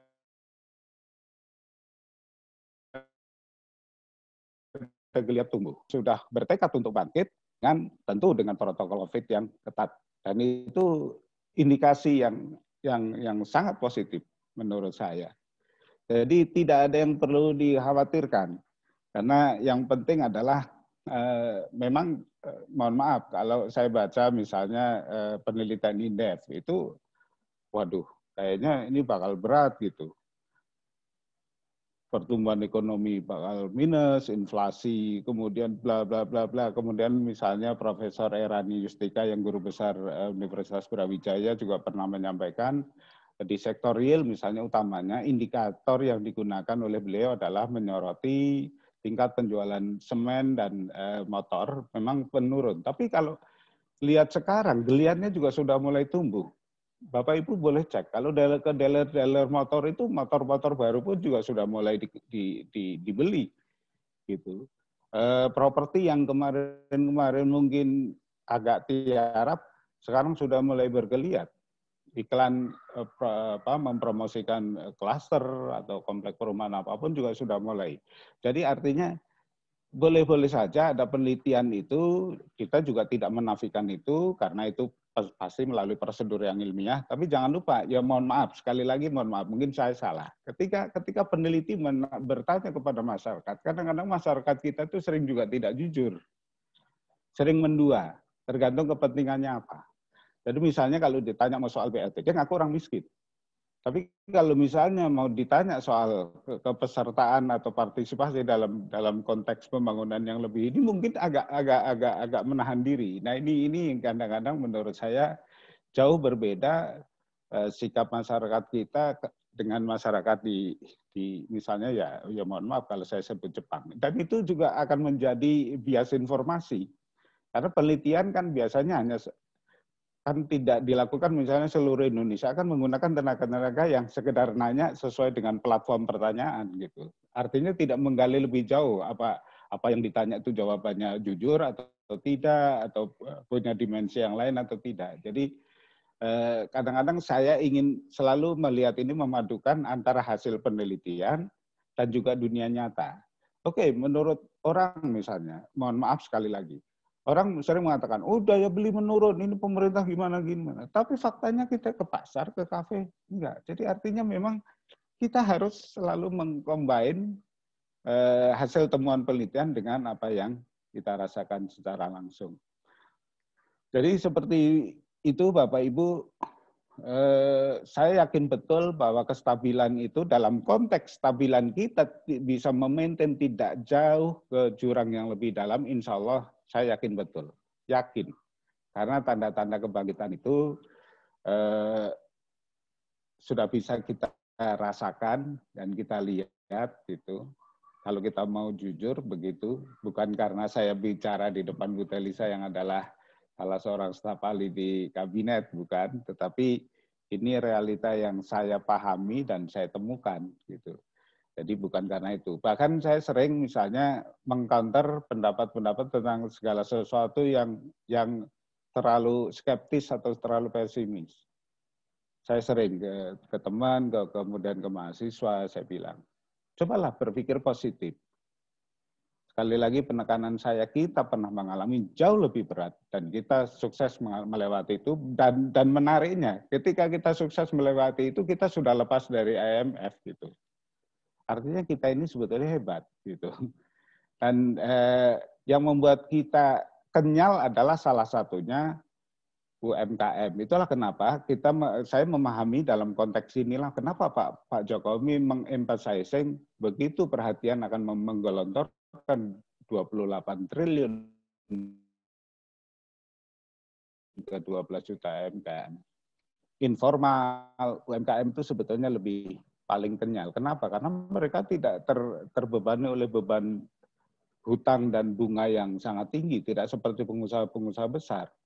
Kita tahu bahwa di tahun 97-98 semua bank negatif spread-nya luar biasa. BCA yang katanya konon bank terbesar di Indonesia pun saat itu negatif spread-nya 15%. Bank-bank pemerintah semuanya 25%. Itulah kenapa sampai 4 bank plat merah digabung menjadi satu, menjadi Mandiri. Ada Bukopin, ada Bapindo, ada BBD, Bank Bumidaya, BBD, kemudian ada BDN, dan kemudian ada Bank Exim. Itu yang membuat kenapa harus memerger keempat bank itu. Dan itu fakta yang tak terbantahkan. Dan sebagai pengakhir dari paparan saya adalah, mohon maaf kalau saya, ini tidak bermaksud saya memihak. Ketika mengajar saya menyampaikan periodisasi presiden, saya mencoba fair. Sebagai contoh misalnya, Pak SBY ketika pertama menjabat mentargetkan akan mencapai pertumbuhan ekonomi 2%. Tetapi beliau tidak mencapai. Tapi saya juga akan fair mengatakan kepada mahasiswa, di bawah kepemimpinan beliau, ekonomi Indonesia itu solid. Termasuk ketika menghadapi badai kasus mortgage yang berasal dari Amerika itu. Jadi kira-kira seperti itu. Sama ketika saya menyampaikan periodisasi Pak Bung Karno misalnya tidak fokus di ekonomi, Pak Harto lebih sukses membangun. Tapi Pak Harto juga punya kelemahan. Kelemahan Pak Harto adalah dalam teori pembangunan, Pak Harto percaya betul ada trade-off. Pilih ekonomi atau pilih demokrasi. Maka Pak Harto memilih ekonomi. Sehingga jadi tidak aneh kalau demokrasinya ditutup rapat. Jadi tidak ada manusia sempurna, tidak ada pemerintahan sempurna. Tapi saya yakin bangsa ini adalah bangsa yang besar. Ketika bangsa yang besar ini bersatu, pemerintah dan semua elemen bangsa bersatu, maka krisis sehebat apapun, karena kita lagi-lagi pernah mengarungi itu, saya yakin kita akan berhasil. Seperti itu, mohon maaf, saya lebih singkat dari Ibu Telisa yang sangat lengkap, lebih singkat dari Pak Didin. Jadi sekali lagi terima kasih.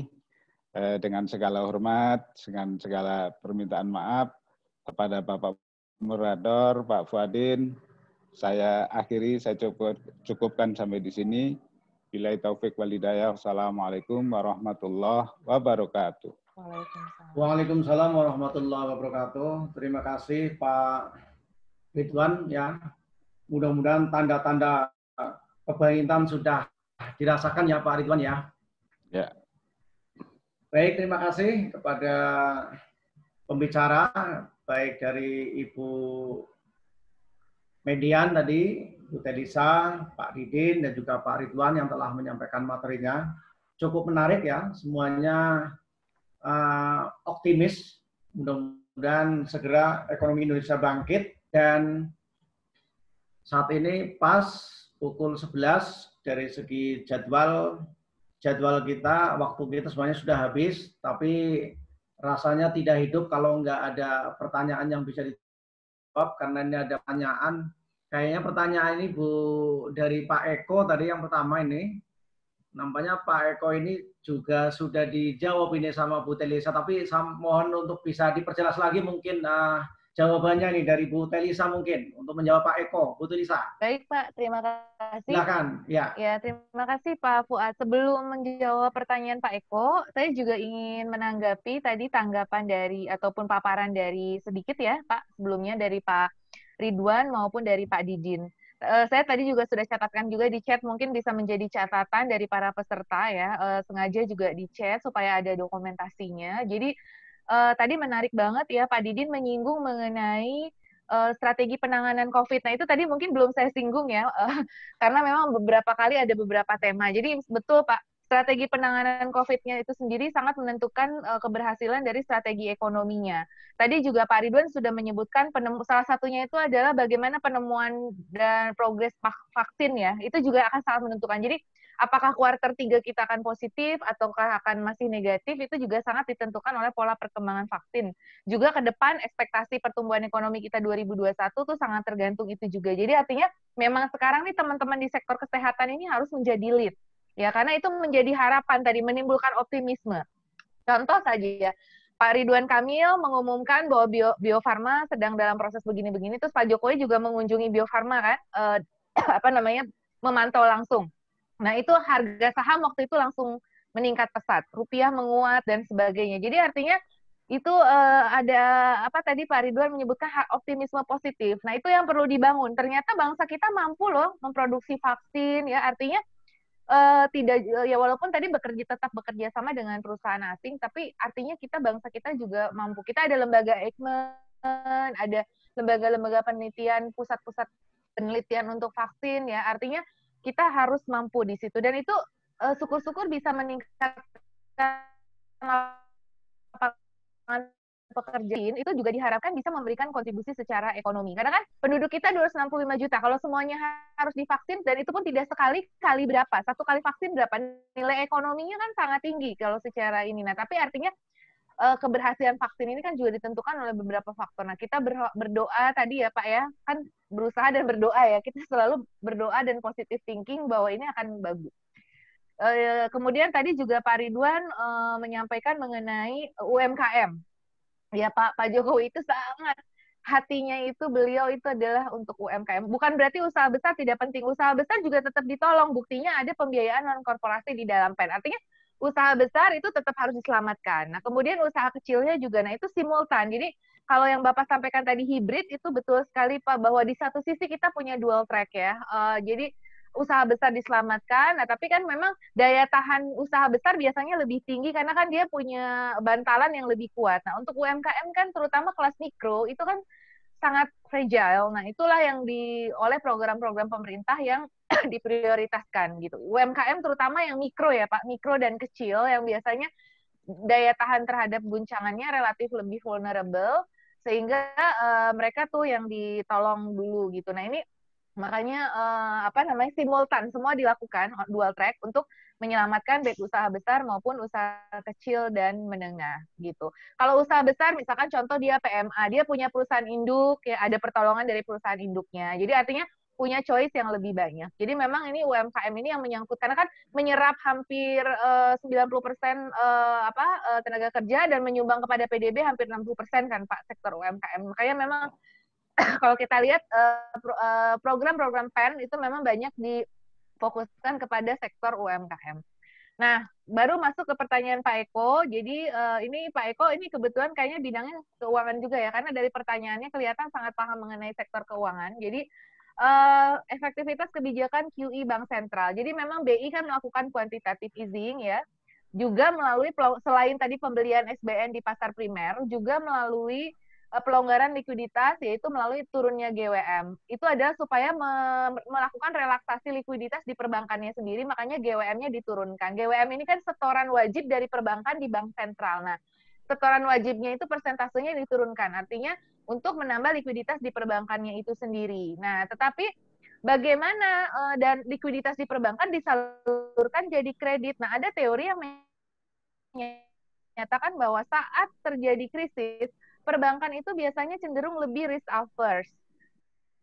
Dia berkurang risk taking channel-nya. Jadi karena apa? Ada action. Jadi bahwa kita kan kalau mau ngasih kredit itu harus 5C ya. Bapak Ibu di manajemen juga pasti paham banget 5C. Nah, karena bank itu sangat tunduk kepada aturan Basel III di mana pemberian kredit itu harus governance. Nah, 5C-nya diperhatikan. Nah, dalam kondisi krisis kan capacity ataupun kolateral biasanya memburuk. Nah, artinya makin khawatir lagi. Benar kalau kita lihat data pertumbuhan kredit kita itu belakangan kan 0,07% secara total ya. Di Juli 2020 rendah sekali 0,7. Ya, 0,07% kalau tidak salah. Jadi di bawah 1%.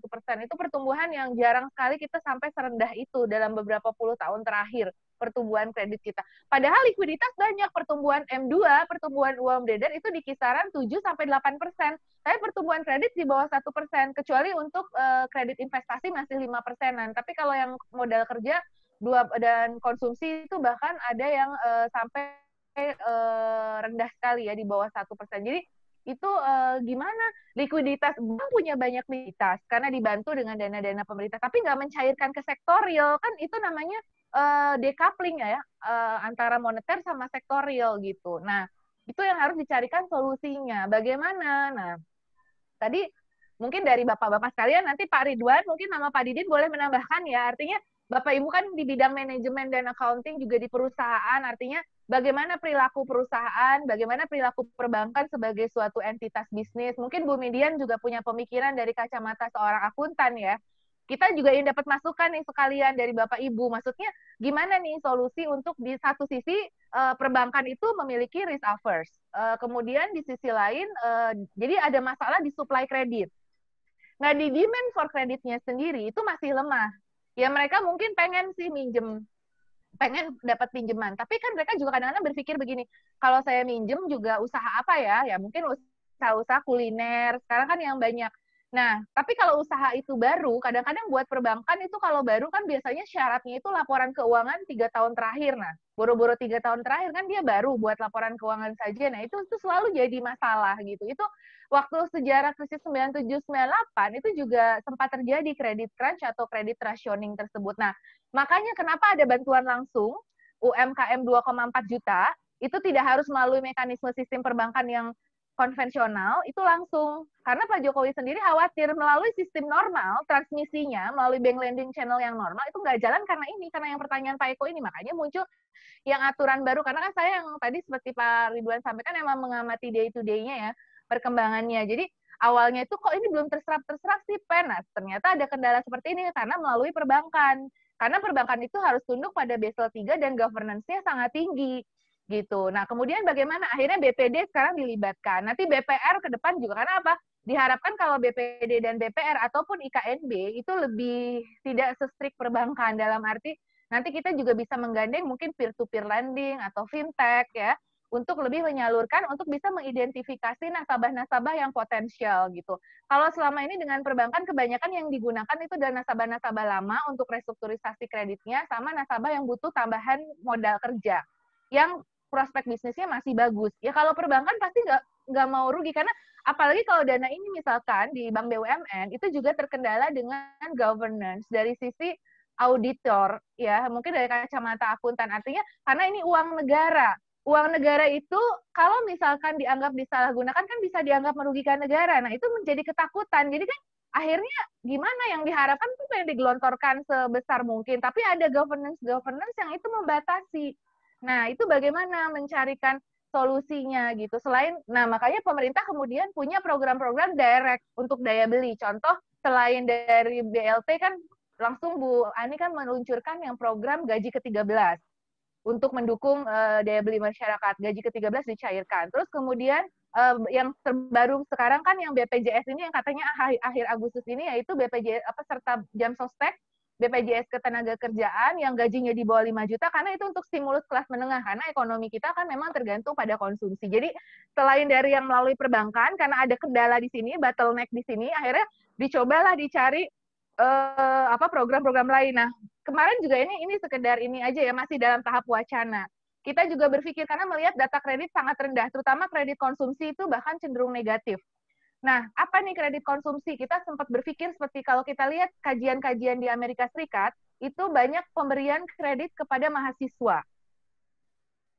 Jadi ada program kredit tanpa bunga atau bunga yang sangat rendah misalkan untuk mahasiswa. Karena kita tahu tadi Bapak Ibu juga sudah menyampaikan di awal bahwa karena orang tua mahasiswa misalkan mengalami kesulitan ekonomi, nah itu kadang-kadang pembayaran SPP menjadi terhambat ya. Jadi artinya ada nanti kalau di Amerika tuh di White House itu sendiri Pak Presiden Trump itu memprioritaskan program kredit pinjaman misalkan untuk mahasiswa yang terdampak dari pandemi COVID seperti itu. Nah, hal-hal seperti ini yang kita coba ini pemerintah juga sedang memikirkan wacana kredit tanpa bunga untuk menopang tadi consumption tadi. Atau mungkin kalau kita bicara sektor pendidikan sekarang kan sangat butuh tuh alat-alat informasi komunikasi ya seperti mungkin laptop, gadget dan sebagainya untuk mendukung pembelajaran online. Apakah itu bisa diprioritaskan untuk dapat kredit tanpa bunga supaya memudahkan masyarakat dan sebagainya. Jadi ini juga saya mohon masukan Pak Fuad dari Bapak Ibu lainnya terhadap untuk mendukung, menambah, memperkaya jawaban terhadap pertanyaan Pak Eko. Terima kasih Pak Eko, pertanyaannya sangat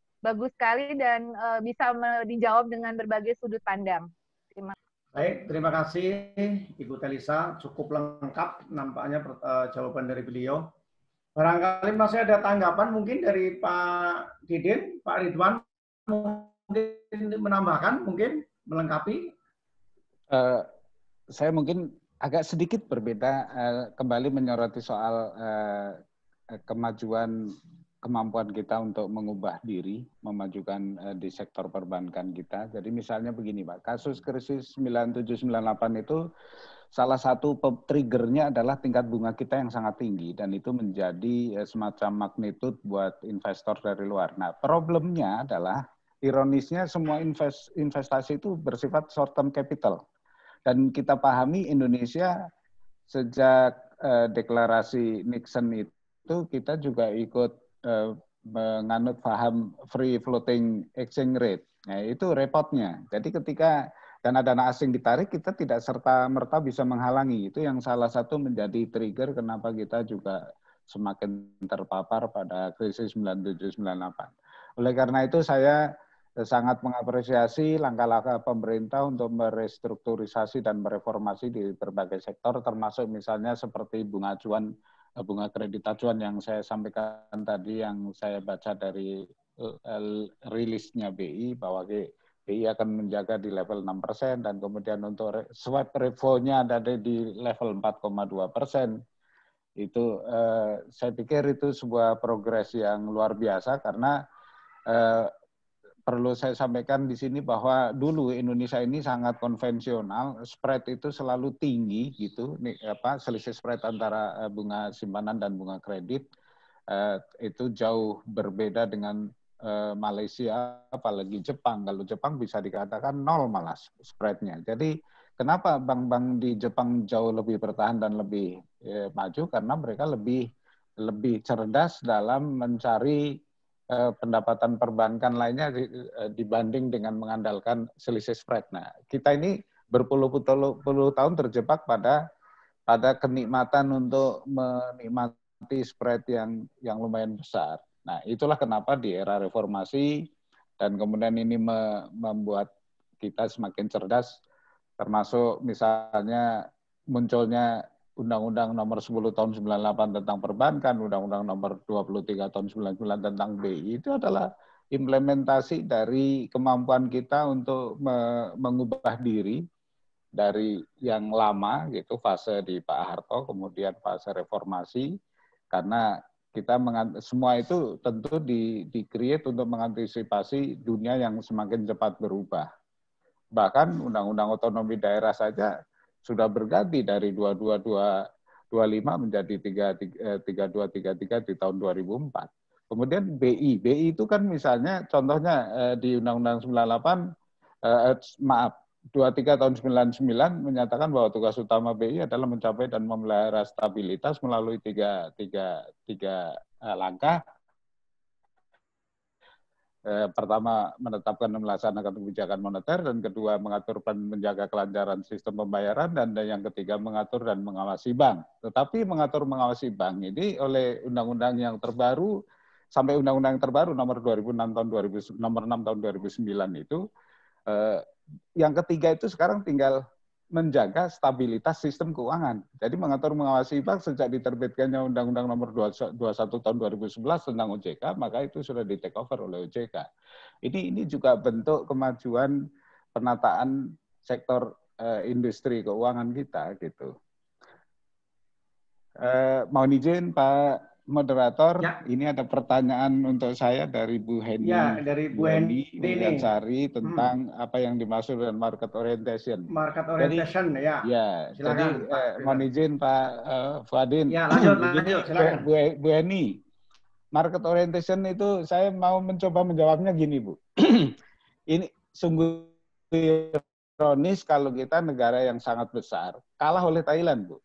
Thailand itu negara kecil, tetapi Thailand itu adalah pemain agriculture, ekspor agri ekonomi yang termasuk yang terbesar setelah Tiongkok, setelah RRC, Bu. Nah, oleh karena itu mindset ini, paradigma ini harus dirubah, kata Menteri Pertanian. Ini petani harus punya market orientation. Memang selama ini para petani itu ya mohon maaf, saya hanya menggunakan bahasa orang saja. Kadang-kadang petani itu hanya sering dijadikan sebagai bumper saja. Bagaimana petani, ini kan sebuah ironi yang berpuluh-puluh tahun terjadi, Bu. Petani itu ketika butuh alat bibit atau bahan-bahan untuk bercocok tanam sangat mahal, sangat susah dan sangat mahal. Karena teori harga mengatakan kalau demand-nya lebih, supply-nya tetap, pasti harga naik. Itu udah pasti gitu kan. Nah, saya nggak tahu apa disengaja atau apa. Tapi ketika mereka mau beraktivitas sebagai petani, segalanya sulit. Pupuk mahal. Kalau toh ada sulit, tapi kalau toh ada mahal. Nah, tetapi ketika panen, ironisnya harga panen mereka jatuh. Karena sepertinya dibiarkan, mereka tidak di-manage dengan baik, sehingga kadang-kadang kita lihat sebuah fragmentasi bagaimana petani itu membuang hasil tomat di kali, membuang apapun, hasil panenan apapun. Itu sebuah ironi, dan ini tidak terjadi di Thailand, Bu, gitu. Artinya bahwa di negara lain soal mengurusi soal ini jauh lebih maju, harus kita akui itu. Vietnam saja yang belum lama belajar tentang kopi dari Indonesia sekarang sudah menjadi pemain ketiga terbesar di dunia, Bu. Setelah berhasil kita dan baru Vietnam. Tapi itu kan sudah sangat ketat persaingannya dengan kita. Jadi sekali lagi penguasa pangsa pasar buah, penguasa hasil pertanian dunia itu Cina dan kemudian Thailand. Kita ini kalau dibentangkan luas wilayah kita dari Sabang sampai Merauke itu sama seperti dari pantai Normandia yang diserbu oleh Hitler sampai ke Leningrad di Rusia sana, Bu, panjangnya. Tapi sebuah ironi, lagi-lagi ironi ketika kita dikenal sebagai negara agraris, negara kepulauan, arkipelago, tapi urusan agraris kita kalah dengan negara yang jauh lebih kecil seperti Thailand atau bahkan sekarang Vietnam lagi. Kemudian di urusan hasil pengolahan ikan kita juga keteteran dan bahkan sering kecolongan. Bahkan kadang-kadang pengawas kita aja kalah cepat dengan kapal-kapal yang maling. Ini aja udah fakta yang tak terbantahkan. Oleh karena itu misalnya di Kementerian KKP di era Bu Susi banyak ditenggelamkan. Itu saya pikir fenomena baru dan itu luar biasa. Itu shock terapi buat maling-maling ikan di dunia gitu. Dan kemudian seiring dengan itu misalnya kapal-kapal itu diperbaiki kecepatannya untuk bisa bersaing dengan para pencuri ikan. Jadi kembali ke soal market orientation itu yang dimaksud, Bu. Jadi jangan petani itu hanya mengandalkan pada misalnya tengkulak atau misalnya pada ini. Kalau bisa petani itu intinya harus mencerdaskan diri, apalagi era digitalisasi itu udah merambah sampai ke tingkat desa, Bu. Jadi mohon untuk petani-petani kita juga harus sudah setidak-tidaknya dibantu oleh anak-anaknya lah. Karena pernah terjadi oleh Profesor Buka disebut, kita itu pernah mengalami namanya dualisme ekonomi. Dualisme ekonomi yang sifatnya anomalis sebetulnya. Jadi misalnya mulai dari tahun 90-an, kontributor untuk PDB kita lebih banyak dari sektor industri, tetapi ironisnya yang penduduk kita itu masih lebih banyak bekerja di sektor pertanian atau yang sejenis. Jadi ini sebuah ironi yang oleh Profesor Buke, ekonom Belanda itu disebut sebagai dualisme ekonomi. Nah, kita ingin dualisme ekonomi dalam konteks yang lebih positif sekarang. Saya pikir sebaiknya begitu. Jadi kalau Thailand bisa, kenapa kita tidak? Jadi petani harus dicerdaskan. Bagaimana agar petani itu di-manage, dicerdaskan, peran Bulog juga ditingkatkan, hanya bukan sebagai sekedar stempel Bulog saja gitu. Tapi petani harus benar-benar diorangkan gitu. Kalau sukses dalam panennya ya dia bisa lebih makmur gitu. Ketika membutuhkan sarana dan prasarana pertanian dimudahkan. Gitu. Selama itu belum terjadi agak repot, Bu. Gitu. Jadi biar bagaimanapun ketika ada perubahan kependudukan secara struktur perubahan penduduk, ada migrasi segala macam. Saya pikir negara tidak boleh mengabaikan petani. Mohon maaf, Jepang yang begitu modernnya saja, petaninya hanya sekian persen dan kontribusinya terhadap GNP mereka hanya sekian persen, sangat mereka proteksi, Bu. Contoh bentuk proteksi. Mudah kita ekspor ke Jepang? Tidak, Bu.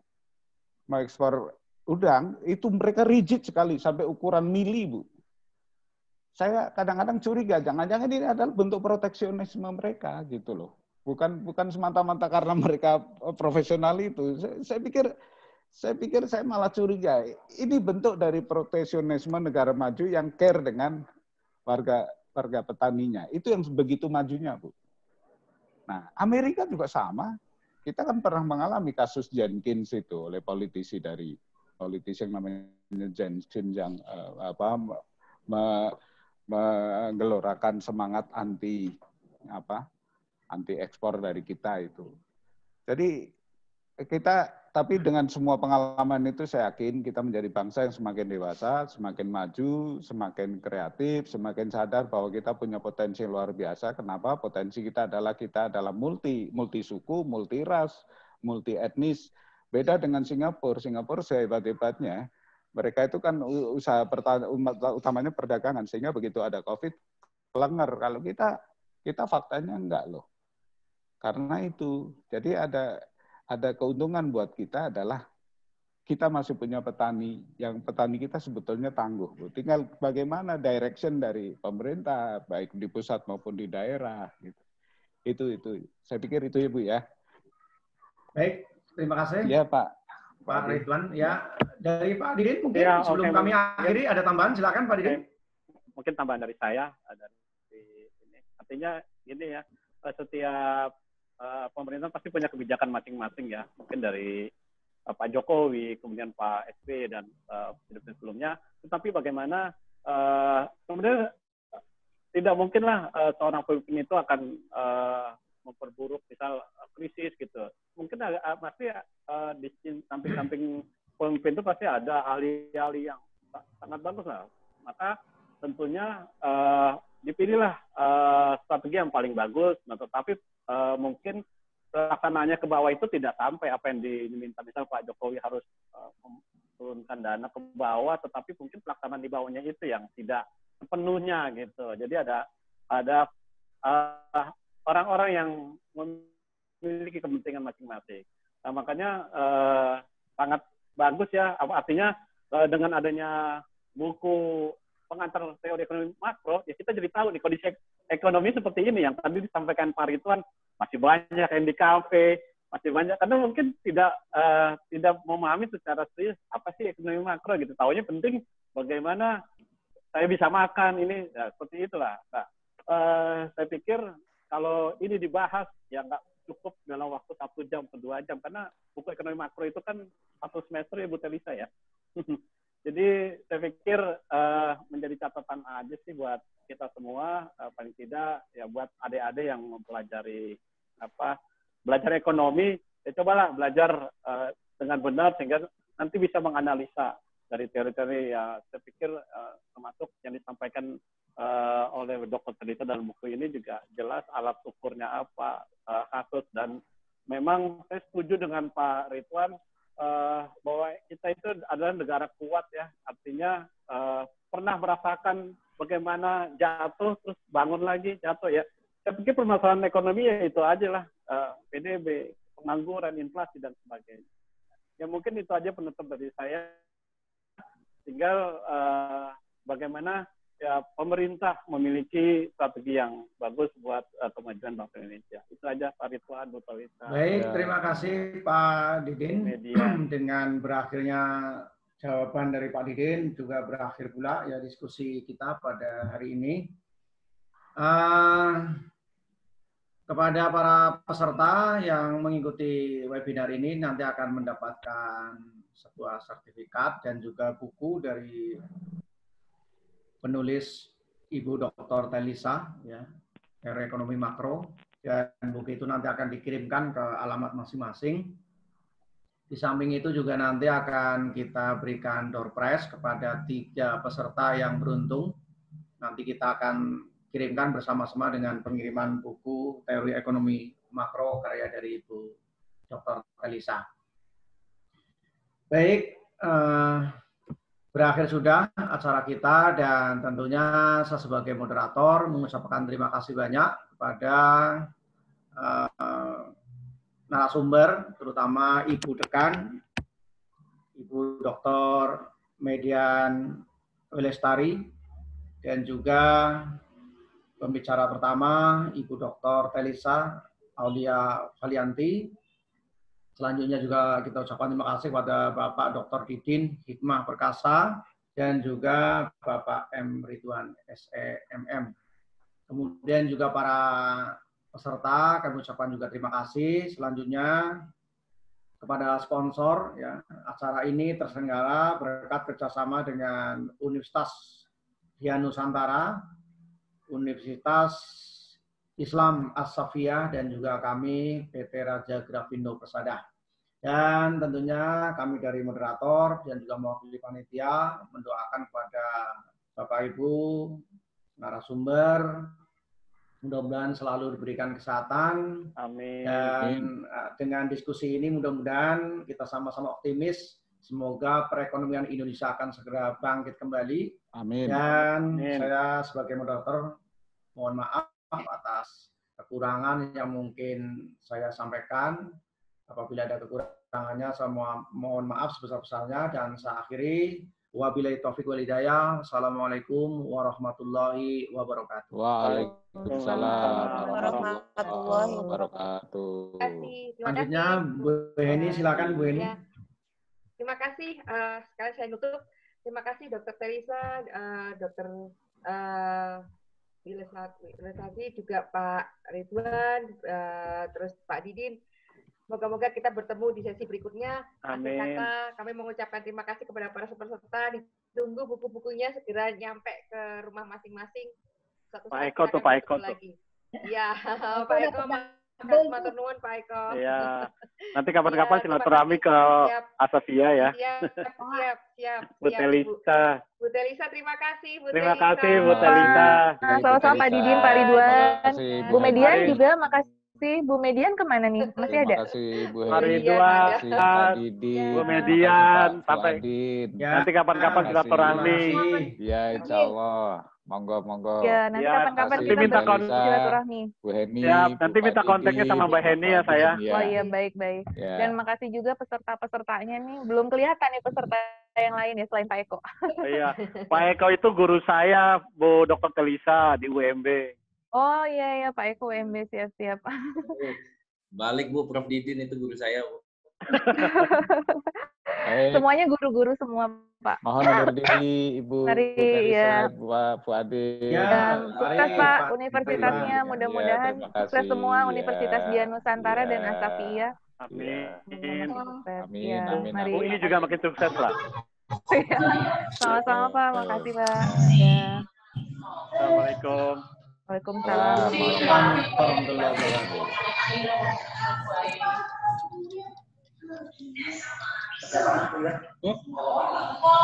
Jam 5.